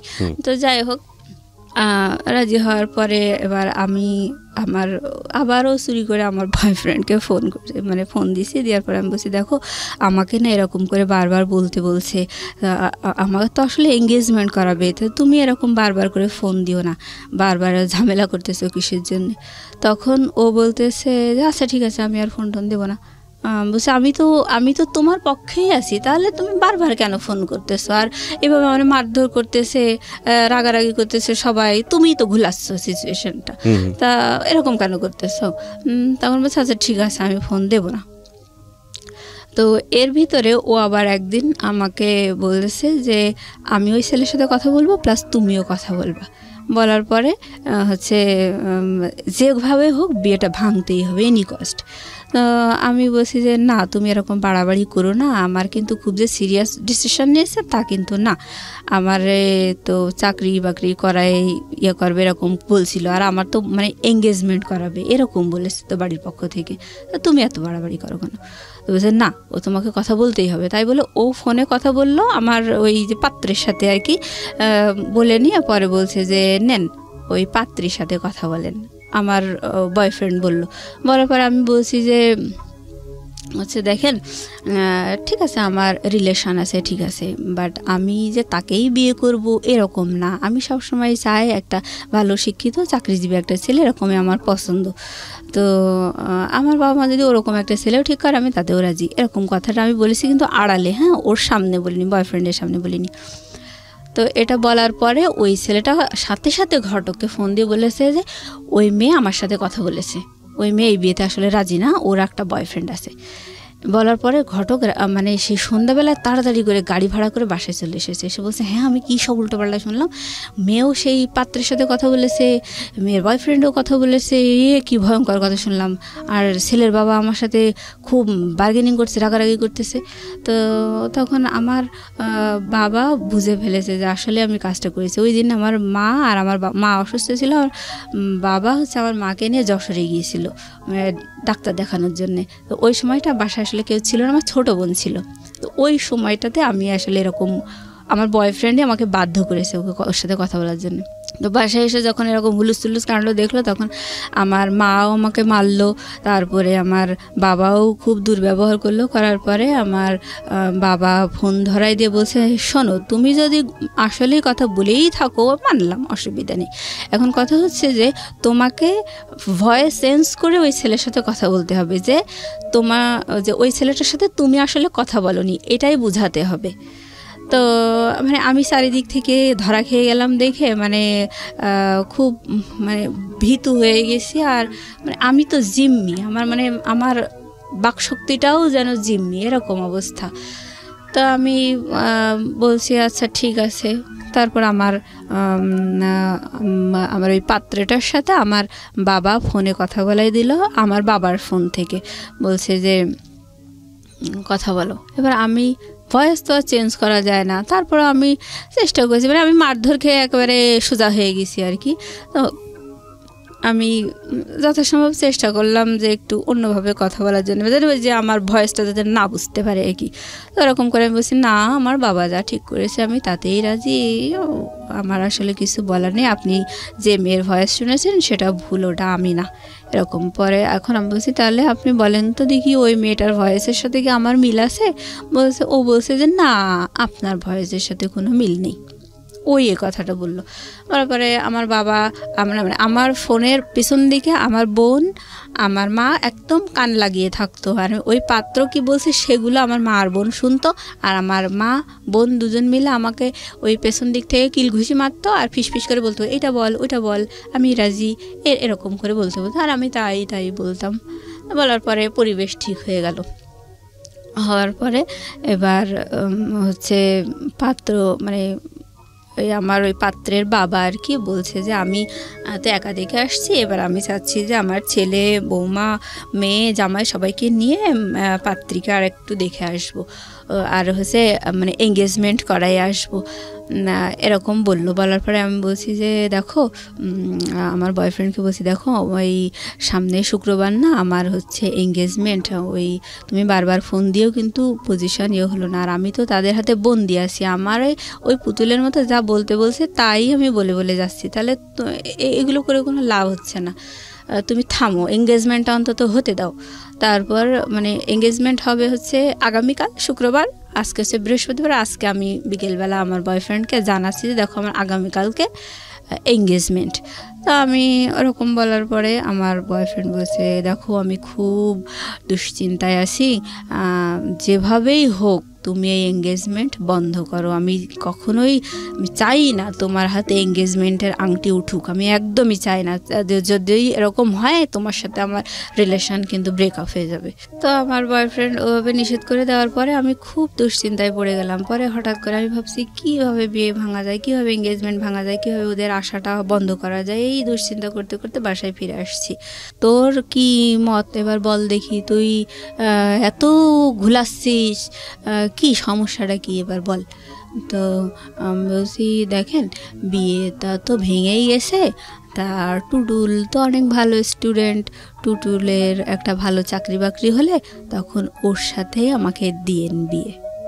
এই কথাটা আমি যখনই বলেছি, বলার পরে আমার মা সে চোখ বন্ধ করে উল্টো পাল্টা সারা গায়ে আমাকে বাড়ুন দিয়ে মারতে মারতে মারি চোটে আমি সারা ঘরে আমি হিসু করে ফেলছি। হ্যাঁ, কাপড় চোপড় নষ্ট হয়ে গেছে। আর আমার ভাই বারবার ঠেকাচ্ছে, বলছে থাক আর মারতে হবে না, মারতে হবে না।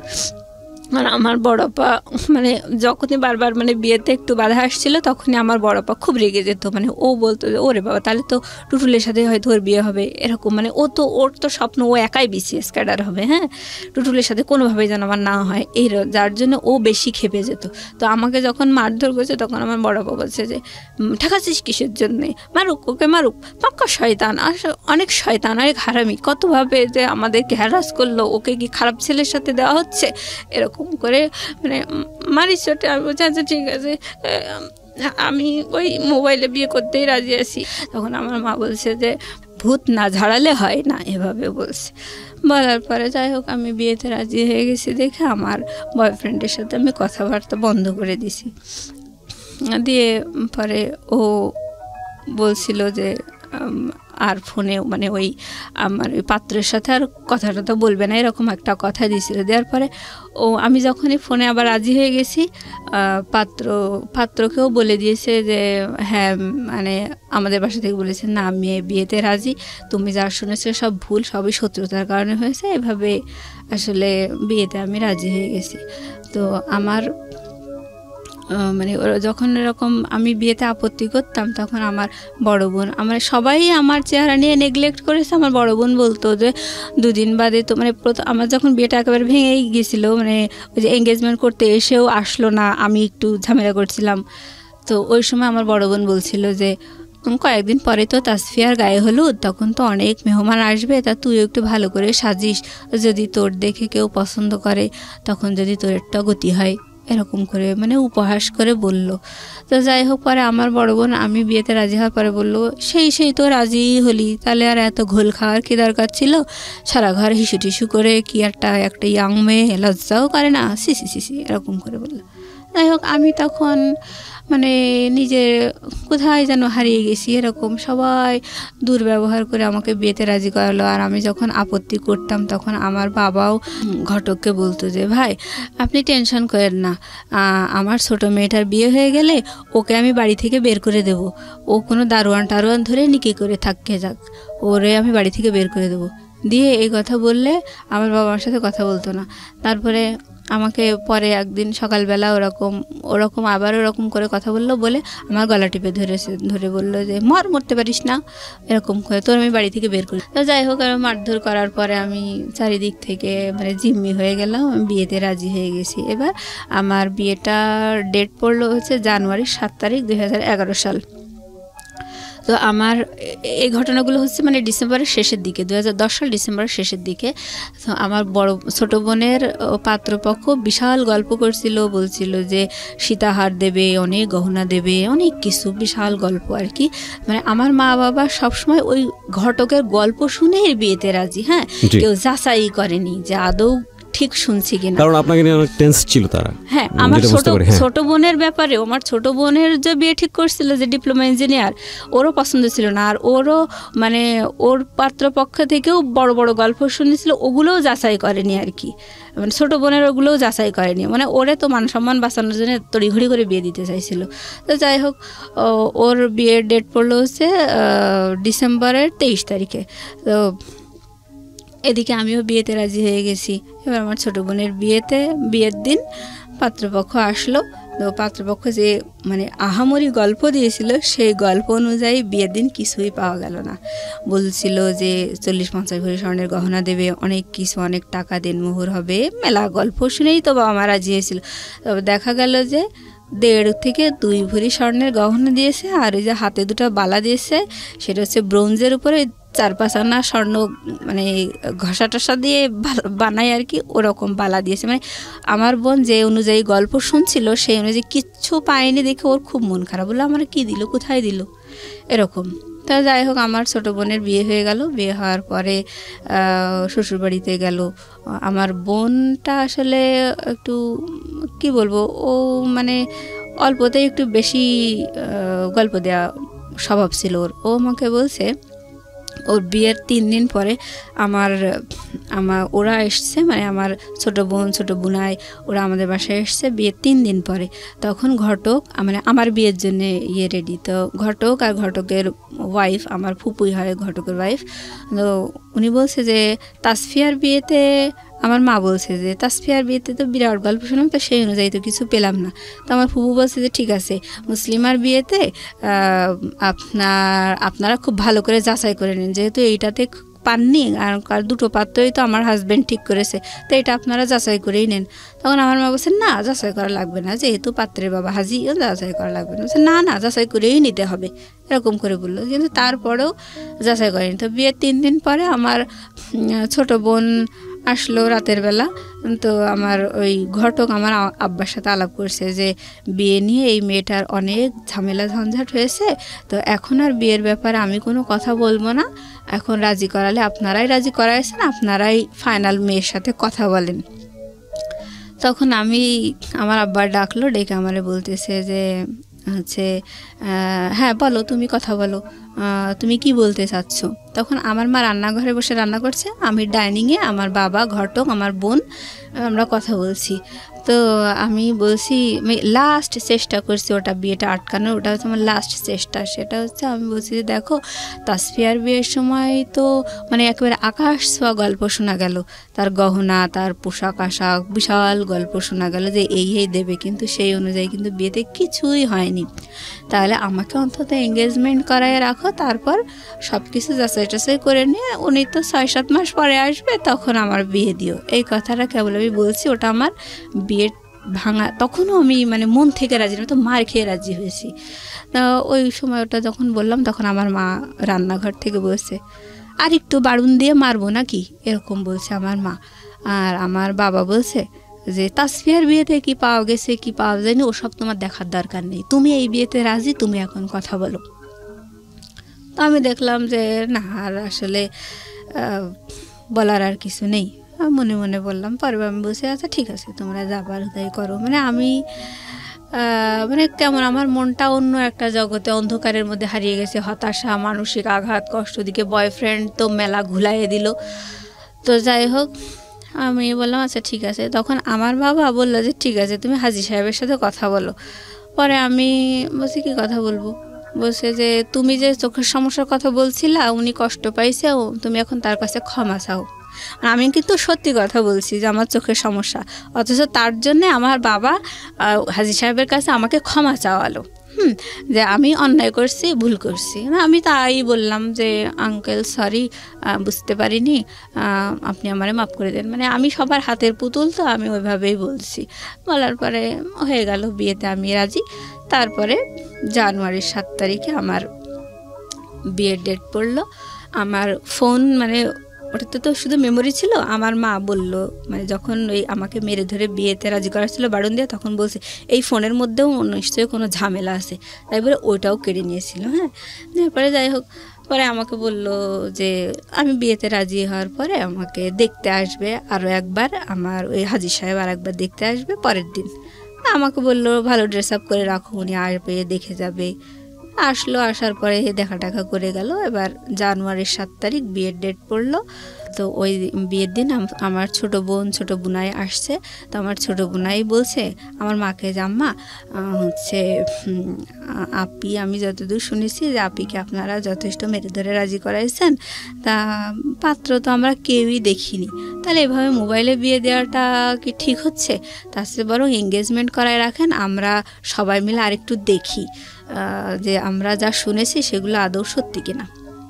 তখন আমার মা বলছে কি এটা শরীয়তসম্মত না, এটা আমি পড়াতে পারবো না, আর এই ধরনের বিয়ে টেকেও না, এরকম বোকার মতো সিদ্ধান্ত কেন নিচ্ছেন আপনারা? তখন আমার আব্বা বলছে আপনাকে এসব ভাবতে হবে না, বিয়ে মোবাইলেই হবে। তো বলছে ও আচ্ছা ঠিক আছে। তাই বলে মনে করেন ওই কাজীর যে রেজিস্টার খাতা, মানে বিয়ে টিয়ে লেখালেখি, ওই রেজিস্টারে আমার নাম ঠিকানা সব কিছু লিখলো, পাত্রের বাবাও পাত্রের নাম ঠিকানা সব কিছু লিখলো, আর ঘটক হচ্ছে উকিল, আর এরকম, আর হচ্ছে মানে আমার বাবা, তারপরে পাত্রের মামা, এরা পাত্রের ভাই, এরা হচ্ছে বিয়ের সাক্ষী। হওয়ার পরে আমাকে মানে এসেছে আমার কাজী প্লাস ওই পাত্রপক্ষের লোকজন মানে আমার রুমে আসছে, এসে ওগুলো সই টই সব করা আছে, আমি সই করে দিয়েছি, এই পাত্রের ঠিকানা এইগুলো বলে টলে বলছে আপনি কি রাজি, আপনি কি কবুল বলছেন? তখন আমি বলছি যে কবুল। ছেলেটাকে দেখেননি? না না না না, আমি দেখিনি। আমি মোবাইলে কবুল বলিনি, আমি কবুল বলছি হচ্ছে কাজীর সামনে। কাজী ওখানে আমার বাবা, তারপর কাজী, ঘটক, মানে পাত্রের বাবা, পাত্রের ভাই, এগুলো সবাই আমার রুমে, সবাই দেখছে যে আমাকে কবুল পড়াচ্ছে, আমি কবুল বলছি। তখন মোবাইল ছিল না কানে? আমি ছেলেটাও শুনে নাই? না না না, ছেলেটাও শুনে নাই। আমি এভাবে কবুল বলছি, আমাকে 3 বার কবুল বলতে বললো, আমি 3 বার কবুল বললাম। বলার পরে ওনারা আমার রুম থেকে বেরিয়ে গেল। তা দেনমোহর করছিল 1 লক্ষ টাকা। তো এভাবে আমি আর কবুল বলানোর পর আমি ওদের সামনে কবুল বলছি, আমি ফোনে কবুল বলি নাই, আমার কবুল বলার সাক্ষী ওনারা। তো যাই হোক, আমি কবুল বলার পরে ওনারা আমার রুম থেকে বেরিয়ে গেলেন। বেরিয়ে যাওয়ার পরে ড্রয়িং রুমে ওনারা সবাই বসে আছেন, পাত্রপক্ষের সবাই, আমার ছোট বোনাই, আমাদের বাড়ির সবাই। আমি ছিলাম না, আমি দরজার কাছে, ড্রয়িং রুমে দরজার কাছে আমি দাঁড়াইছিলাম। এখন পাত্র হচ্ছে মানে কাজী হচ্ছে কানে মোবাইলটা নিয়েছে, নিয়ে ওই নাম ঠিকানা সব বলছে, বলে পাত্রকে বলছে বলেন কবুল, বলেন কবুল, এরকম। তো উনি ওই পাশ থেকে কবুল বলছে, আসলে ওই পাত্র বলছে না কে বলছে সে আল্লাহ জানে। না না না, লাউড স্পিকারও দেয়নি। তো কবুল ওইভাবে আসলে বিয়েটা হলো মোবাইলে, সে কবুল বলল, কিন্তু ওই কাবিন নামায় পাত্রের কোনো সিগনেচার নেই, মানে পাত্র উপস্থিতি নেই আর কি। সে বিদেশ থেকে মোবাইলে কবুল বলল, আর আমি দেশে থেকে। তাও আপনারা কেউ শুনেননি সেই কবুল? না, আমরা কেউ শুনিনি সেই কবুল। তো যাই হোক, এবার ওই দোয়া দরুদ পড়লো আর কি, কলেমা এগুলো পড়ে নিয়ে একটু মোনাজাত করলো। সেই সময় ওই আর কি লাউড দিল আর কি, লাউড দিয়ে ওইখান থেকে পাত্রের তার ওই 2-4টা বন্ধু টন্ধু নিয়ে ওই একা একা সেখানেও সে কি পড়ছে দোয়া দরুদ, আর এরাও পড়ছে, মানে এটা লাউডে হয়েছে আর কি। তো কবুলটা লাউডে হলো না কেন? কবুলটা লাউডে হলো না মানে ওরা ওই সময় আসলে বোঝেনি যে এটা লাউডে করতে। আর আমার বাবা মায়ের বিশ্বাস হচ্ছে যে হ্যাঁ আমরা মোবাইলেই বিয়ে দিচ্ছি, ব্যাস। তারা জাস্টিফাই করছে না যে আসলে ছেলেটা কবুল বলছে নাকি আদৌ বলছে না, এগুলো কেউ জাস্টিফাই করছে না। আর তারা মাথায়ও আসেনি যে আদৌ কবুল বলছে, বা ওই কবুল শব্দটা তাদের শোনার আগ্রহ এরকম ছিল না। তাদের কথা হচ্ছে এই মোবাইলেই তো বিয়ে দিচ্ছি, এই। আর তাদের সবচেয়ে বেশি আত্মবিশ্বাস ছেলের বাবা হাজি, সুতরাং তারা কখনোই ফাঁকি দেবে না, এই ধরনের একটা মানে ট্রাস্ট তাদের মধ্যে। তো যাই হোক, বিয়ে হয়ে গেল। হওয়ার পরে আবার আমার শ্বশুর হয়ে গেল হাজি সাহেব। আমরা সবাই মানে একসাথে ডাইনিংয়ে বসে খাওয়া দাওয়া করলাম। করার পরে মানে আমরা না, সরি, ওই মানে পাত্রপক্ষকে আমার ওই ননদ, শ্বশুর, শাশুড়ি সবাই ডাইনিংয়ে বসে আছে, আমি সবাইকে খেতে দিচ্ছি। খাওয়া দাওয়ার পরে ওনারা, আমার শাশুড়ি একটা কথা বলে গেলেন যে মা, এই মোবাইলে বিয়ে হয়েছে এই কথাটা কখনো কাউকে বলবা না। ইভেন আমার মা, আমার পরিবারের সবাইকে বলে গেল যে এই কথাটা কখনো কাউকে বলবেন না যে মোবাইলে বিয়ে হয়েছে, কারণ এটা শরীয়তসম্মত না। আমাদের তো আবারও পরে বিয়ে পড়াতে হবে, যখন ছেলে 6-7 মাস পরে আবার দেশে আসবে তখন তো আবারও বিয়ে পড়াতে হবে, নাহলে তো একসাথে থাকতে পারবে না। আমরা শুধু জাস্ট বেঁধে রাখার জন্যে এরকম করে কবুল পড়ালাম। এরকম কবুল পড়ায় ওই এঙ্গেজমেন্টের আংটিটা আমার হাতে পড়াই দিছে। তো ওনারা খেয়ে দিয়ে চলে গেলেন আর এভাবে আমাকে বলে গেলেন। বলার পরে পরের দিন সকালবেলা আমার মা হাঁপ ছেড়ে পাড়া প্রতিবেশীদের সাথে বলছে মেয়ে বিয়ে দিয়ে দিয়েছি। মানে আমি বললাম না আমার মায়ের আগাম গল্প করার একটা অভ্যাস আছে, তো ওরকম মানে গল্প করতেছে। তখন পাড়া প্রতিবেশীরা বিশ্বাসই করছে না, বলছে কখন বিয়ে দিলেন, কই কোনো লোকজন আসলো না, কিছুই দেখলাম না, কখন বিয়ে দিলেন, ওরা বিশ্বাসই করতে চাচ্ছিল না। পরে আমার মা বলছে না গতকাল 1 মাইক্রো লোকজন আসছিল। বলছে হ্যাঁ একটা মাইক্রো দেখছিলাম, তা আমরা ভাবছিলাম হয়তো আপনার ছোট মেয়ের শ্বশুরবাড়ি থেকে লোক আসছে এরকম ভাবছিলাম। বলছে না আমার ওই মেজো মেয়ের মোবাইলে বিয়ে। তো পাড়া প্রতিবেশীরা বলতে লাগলো যে মোবাইলে বিয়ে দিলেন, এটা মোবাইলে আবার বিয়ে হয় নাকি? তখন আমার মা বললো যে না আসলে ওদের খুব আগ্রহ ছিল, এঙ্গেজমেন্ট করাতে চাইছিলাম, ওদের এত আগ্রহ দেখে মোবাইলেই দিলাম। তো ওরা বললো তো ভালোই, তো পরপর 2টা মেয়ে বিয়ে হয়ে গেল, ভালোই তো হয়েছে। আর আমার মা তো বিশাল ঘটক যেমন গল্প করছে ঠিক সেইভাবেই সেই গল্পগুলোই বলতে লাগলো পাড়া প্রতিবেশীদের সাথে। তো বিয়ের মানে 2 দিন পরে আমার শ্বশুর বললো যে বাড়িতে তো আমরা শুধু বুড়াবুড়িই থাকি, তো বৌমাকে একটু বেড়াতে নিয়ে যাবো, 1 দিন রেখেই মানে আবার দিয়ে যাব, তো মানে একটু দেন। তাই বলে আমাকে বিয়ের 2 দিন পরে আমার শ্বশুর এসে আমাকে একটু নিয়ে গেল বেড়ানোর জন্যে। তো গেলাম শ্বশুর বাড়িতে।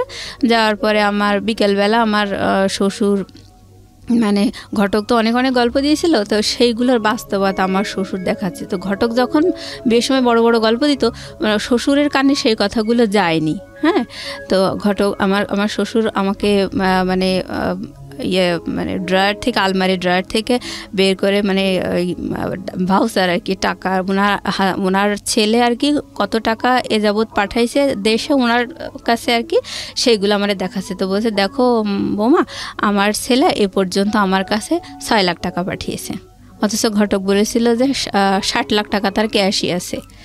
ওকে, এইসব।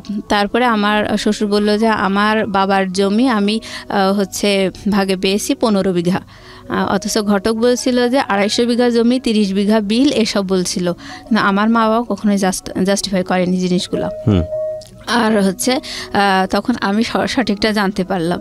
জানার পরে আমি দেখলাম আসলে এখন আর প্রতিবাদ করেই বা কি লাভ, তো হয়েই তো গেছে বিয়ে।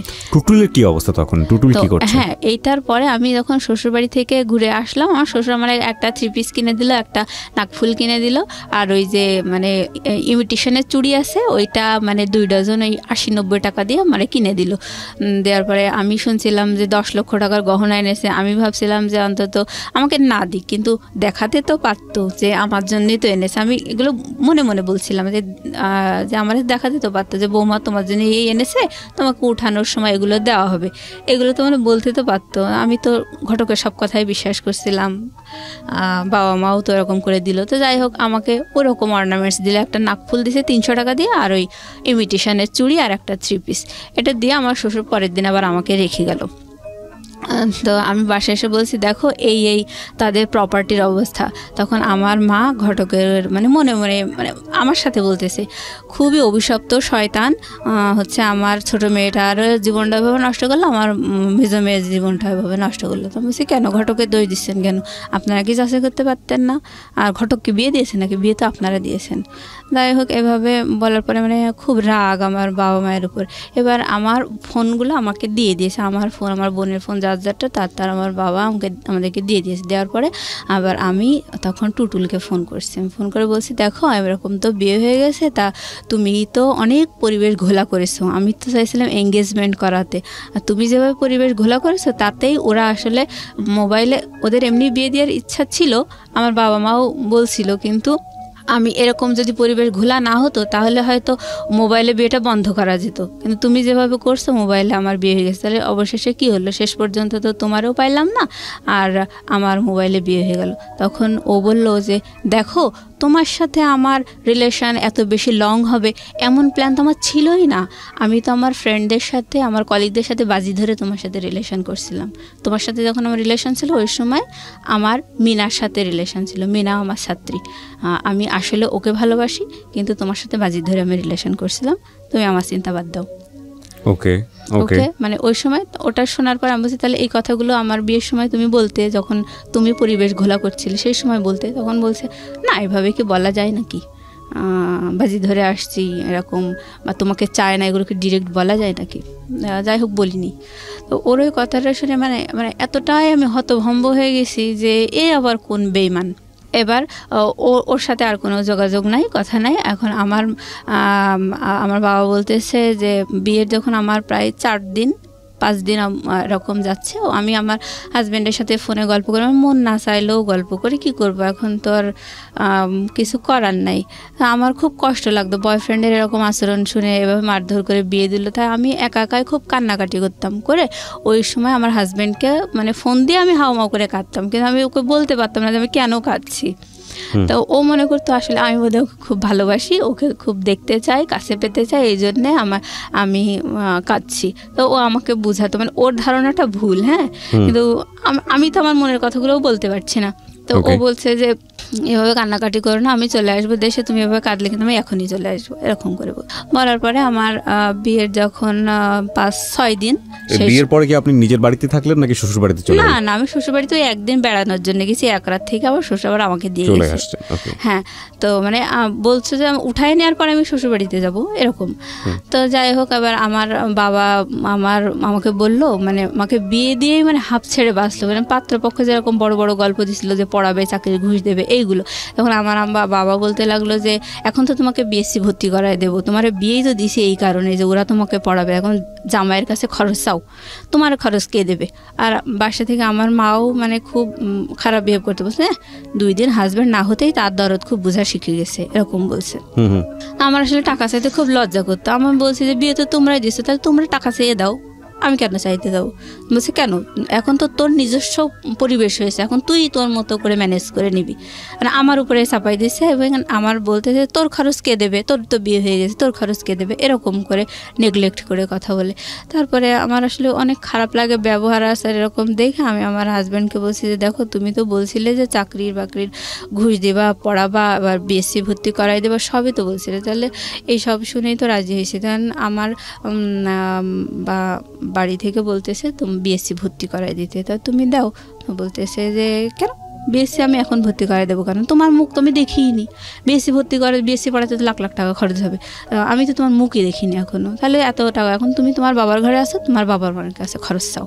এটা আপনার হাজবেন্ড বললো? বলার পর আমি, কি নাম ছিল আপনার হাজবেন্ডের? ওর নাম ছিল হচ্ছে শামসুল। হ্যাঁ, শামসুল।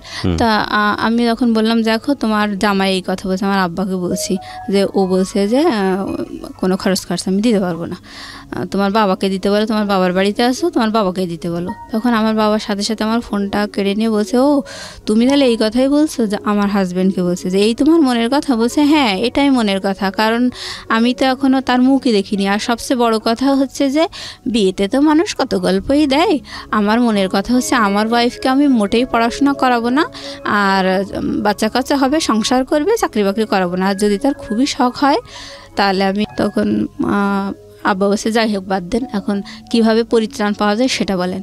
বলছে যে এই বিয়েটা রেজিস্ট্রি হয়নি, পাত্রের সই নেই, সুতরাং পাত্রের সইয়ের ব্যবস্থা করতে হবে, করার পরে বিয়ে রেজিস্ট্রি করতে হবে, সেই রেজিস্ট্রি করার পরে যখন আপনারা ডিভোর্সের আয়োজন করবেন সেই সময় আপনারা দেনমোহর যে 1 লাখ টাকা করা আছে ওই টাকাটা আপনারা দাবি করতে পারবেন। তখন আব্বা বলছে আমি এত দূর এগোতে চাই না, আমি এখনই সমাধান চাই। কি আছে বলেন? বলছে যে তখন কাজী বলছে যে এখন সমাধান একটাই, সেটা হচ্ছে 2 পক্ষ আপনারা এক জায়গায় হাজির হবেন এবং আপনারা সাক্ষী রাখবেন যে আপনারা পরবর্তীতে কেউ কাউকে ডিস্টার্ব করবেন না, যার যা লাইফ সেটেল, তো আপনি কখনো ডিস্টার্ব করবেন না এবং হচ্ছে কোনো দাবি দেওয়া নেই, কিছু নেই, সব বাদ। এই বলে ওই কাবিনের কাগজটা যে রেজিস্টারে আমার আছে ওই কাগজটা আমি ছিঁড়ার পরে আপনারা ওই 2 জনের সাক্ষী রেখে ওই কাগজটা ছিঁড়ে ড্রেনে ফেলে দেবেন। তো এটাই করলো। হ্যাঁ, এইভাবেই মানে ড্রেনে ফেলে দিল 2 পক্ষের সাক্ষী রেখে, ওই বিয়ে ওখানেই শেষ হয়ে গেল। বাস এই কয়দিনের মাথায় শেষ বিয়ে? হ্যাঁ, এই কয়েকদিনের মাথায় খরচ পাঠাবে না এই কারণে বিয়ে শেষ হয়ে গেল। হ্যাঁ হ্যাঁ হ্যাঁ, মানে ওরা আসলে আমার বাবা মা, ওরা মনে করছিল আমার বাবা মা হয়তো খুব লোভী, 2-4 দিন বিয়ে হতে না হতে এইভাবে চাকরি খরচ দাও, বিয়ের খরচ, মানে বিএসসি পড়াও, ওরা মনে করছিল এরা তো আমাদের উপর অনেক প্রেশার ক্রিয়েট করছে, এই কারণে ওরা সরে গেল। আর ওদের মনের কথা তো ওরা বলেছিলই যে পড়াবে না, বিয়ের পরে ওদের মনের কথা ওরা বলেছে। বিয়ের আগে বলছিল যে আমি তো থাইল্যান্ডে নিয়ে এসেও মেয়েকে পড়াতে পারি, এরকম বলছিল। বিয়ের পরে আসল কথা যখন মুখোশ ওদের খুলে গেল, তখন আমার বাবা এইভাবে বিয়েটা আসলে বাদ হয়ে গেল। হওয়ার পরে আমি মানে তখন আমার বয়ফ্রেন্ড এটা বলল, আমার বিয়ে বাদ হয়ে গেল, সব মিলায় মানে আমার মানে আমি যে কোন জগতে হারিয়ে গেছি মানে আমি বুঝাতে পারবো না, মানে এটা সহ্য করার মতো না। তারপরে আমি ভাবছিলাম যে আমি আসলে সুইসাইড করবো, এরকম মানে বোকার মতো একা একা রাস্তায় হাঁটতাম, খুব খারাপ লাগতো, মনে হতো আমি সুইসাইড করি। মানে আমার তো কোনো দিক থেকে কোনো দোষ নেই, তারপরেও আমাকে এরকম একটা ইয়ে করলো সবাই মিলে, আমার আসলে এই জীবনে কোনো মূল্য নেই এরকম ভাবতাম। তারপরে মনে হতো না, এটা আসলে আল্লাহর বিচার হতেই পারে না, যেভাবে আমাকে মেরে ধরে রাজি করাইছে, পাত্র দেখতে দেয়নি, আমাকে উপহাস করেছে, মানে আল্লাহ বোধহয় অসন্তুষ্ট হয়ে বিয়েটা ভেঙে গেছে, ভালোই হয়েছে, মানে আমি তো আসলে এটা চাইনি হোক, তো বিয়ে ভেঙে গেছে ভালোই হয়েছে এরকম ভাবতাম। কিন্তু গায়ে তো কালি লেগে গেল, আরও 10 জন তো জানলো, এই হতাশা নিয়ে আসলে খুব কষ্ট লাগতো ওই সময়।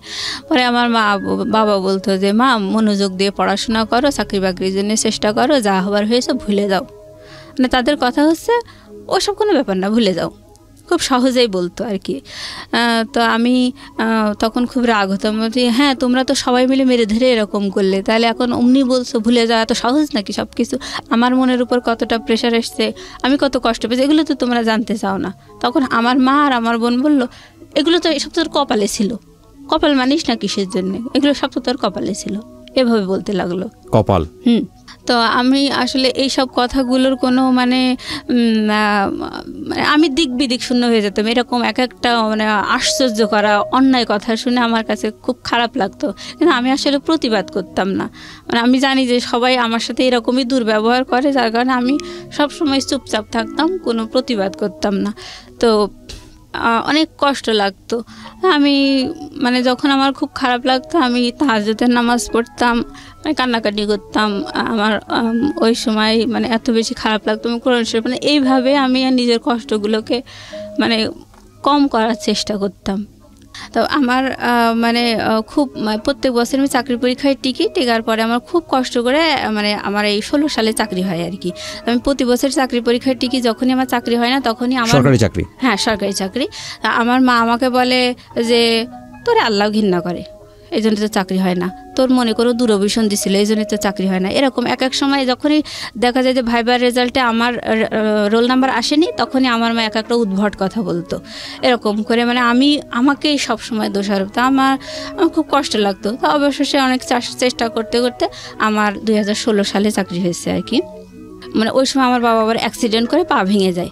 তো আমার চাকরি হওয়া দেখে আর আমার বাবা অসুস্থ, ওই অবস্থা দেখে আমার সংসারের সমস্ত দায়িত্ব আমার ঘাড়ের উপর এসে পড়লো।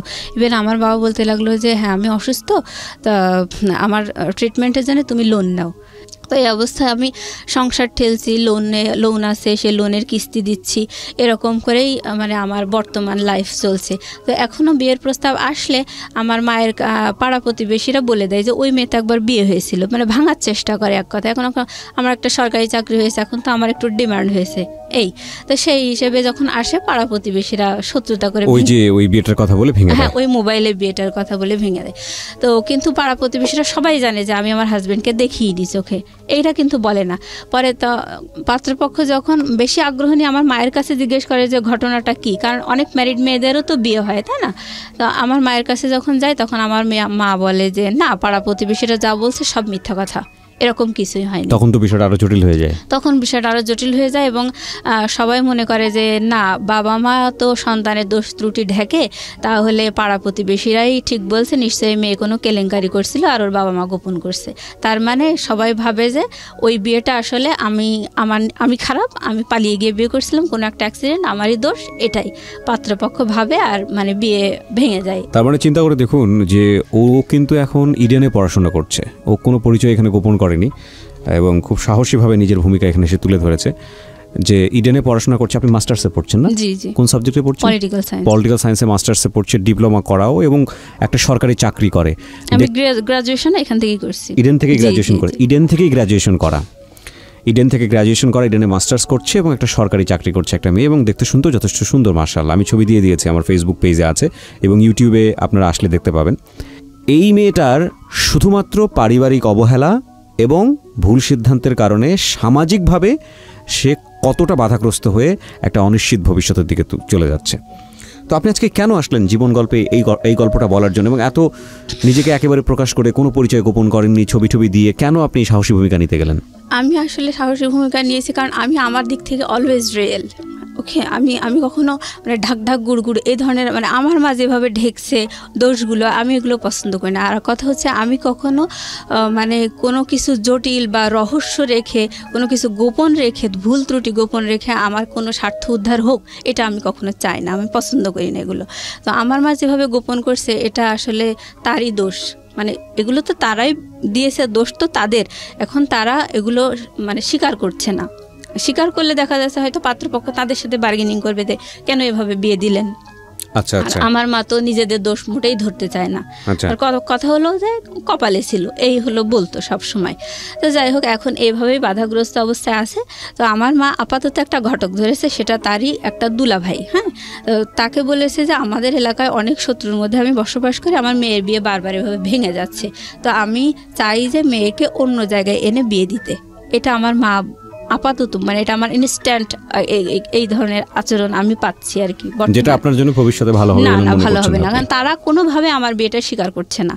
কিন্তু বিয়েটা তো আসলে কিছুই না, আমি আমার হাজবেন্ডকে চোখেও দেখি না, আমি চিনতেও পারবো না কার সাথে বিয়ে হয়েছে। তাহলে আপনি আজকে রেডিওতে, আমি যদি ভুল না করে থাকি, আজকের এই জীবন গল্পটা বললেন মূলত একটা উদ্দেশ্য নিয়ে, যে আপনি আপনার একটা ম্যারিড লাইফ চান এবং এমন একটা ছেলেকে চান যে ছেলেটা আপনাকে পুরোটা জেনে শুনে বুঝে তারপর আপনার জীবনে আপনার জন্য হাত বাড়ায় করে নেবে, আমার সাথে কথা বলে। ইভেন আমার যে আপনি কি ধরনের ছেলে চান? আমি চাই মানে আমি একটা সরকারি কর্মকর্তা, আমি কিন্তু ঝাড়ুদার না, আমি একটা অফিসার। তো আমার হাজবেন্ডও একটা অফিসার হবে, বা সে আমার সাথে এক ধাপ একটু বেশি, আমার 10ম গ্রেড, হ্যাঁ, আর সে 9ম গ্রেড হোক। আচ্ছা, যদি এরকম না হয় বা এরকম পেলেন কিন্তু মানুষ ভালো না, তো আমি সবসময় এখন মনে প্রাণে চাই যে হাজবেন্ড যেহেতু একটা আপন জিনিস, তো ওই মানুষটার কাছে আমার জন্য কি আছে ওই মানুষটা আমি পেতে চাই, সে ভালো হোক বা খারাপ হোক। তখন ওই লাইফটাই গেলে দেখা যাবে আমার লাইফটা কমপ্লিট হয়ে যাবে, জন্ম বিয়ে সব মিলায় কমপ্লিট। যে আমি শুধু দেখতে আগ্রহী যে আমার সত্যিই কপালে এত কিছু পরেও আমার ভাগ্যে আসলে ভালো কিছু আছে কিনা। আমরা দোয়া করি আপনার জন্য, এবং এই অনুষ্ঠানটি শোনার পরে যদি আপনারা কেউ ওনার ব্যাপারে আগ্রহী হন, অবশ্যই আমাদের সঙ্গে যোগাযোগ করবেন। আমি বারবারই আপনাদেরকে রিকোয়েস্ট করেছি আজকের এই অনুষ্ঠানের শুরুতে এবং শেষে যতবার আমি বিরতি নিয়েছি, যে আমার পেজটিতে চলে আসবার জন্য। ওখানে আমি আমার ব্যক্তিগত আইডি শেয়ার করেছি, ওখানে ইনবক্সে গিয়ে আপনারা আমাদেরকে টেক্সট করতে পারেন, আমাকে টেক্সট করবেন যে ওর ব্যাপারে আপনারা ইন্টারেস্টেড কিনা। তাহলে যদি এরকম কেউ থাকেন যে আসলে ওকে জেনে শুনে, and she is really good one, graduated plus আপনার ও হচ্ছে একটা গভর্নমেন্ট অফিসার, সুতরাং it's not a matter of joke, এবং সে দেখতে যথেষ্ট সুন্দরী, তার ছবিও দেয়া আছে, তো পরহেজগার, নামাজও পড়ে, তো সব কিছু মিলিয়ে আমি তো আপনার ঘটকালি করে দিচ্ছি। না, যদি ভালো কিছু হয় তো সেটা সওয়াবের ভাগিদার তো আমিও। তো সেই জায়গাটা থেকে যদি কেউ ইন্টারেস্টেড হন আপনারা আসতে পারেন আমাদের পেজটিতে, এবং নিঃসন্দেহে ও যে কথাগুলো বলেছে এখানে সেই জায়গাটি থেকে যদি নিজেকে যোগ্য মনে করেন, বিশেষ করে ছেলেদেরকে আমি বলবো, বা কেউ যদি ঘটকালিও করতে চান, ইউ আর মোস্ট ওয়েলকাম।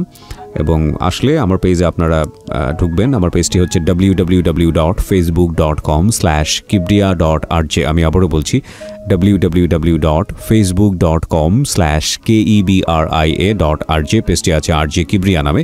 ওখানে গেলে আমি আমার ব্যক্তিগত আইডি সেটা শেয়ার দিয়েছি, ওই ব্যক্তিগত আইডিতে আপনি আমাকে ইনবক্স করবেন, ফলো করতে পারেন, ফ্রেন্ড রিকোয়েস্ট যাবে না কারণ ওভারলোডেড। ফলো করে আপনি আমাকে চাইলে ওখানে ইনবক্স করতে পারেন। আমি যদি অ্যাপ্রোপ্রিয়েট মনে করি যে আপনার সঙ্গে যোগাযোগ করলে এই ভদ্রমহিলার উপকার হবে, তাহলে অবশ্যই আপনার সঙ্গে আমি যোগাযোগ করব। So thank you very much, wish you best of luck. আপনি এখানে আসছেন সেই জন্য। আমি একটা মিনিট কথা বলতে চাই, সেটা হচ্ছে যে আমি যে সবসময় একটা সরকারি অফিসারই চাই তা না, সে একটা বিজনেসম্যান হতে পারে। আমি এক কথায় আমার নিজের ভিতরে আমি নিজেকে আজকে তুলে ধরেছি যে আমি কি আর আমি কেমন মনের মেয়ে। সুতরাং আমি একটা ভালো মনের মানুষ চাই, তাকে যে বিরাট একটা অফিসার হতে হবে সেটা না। ফাইন।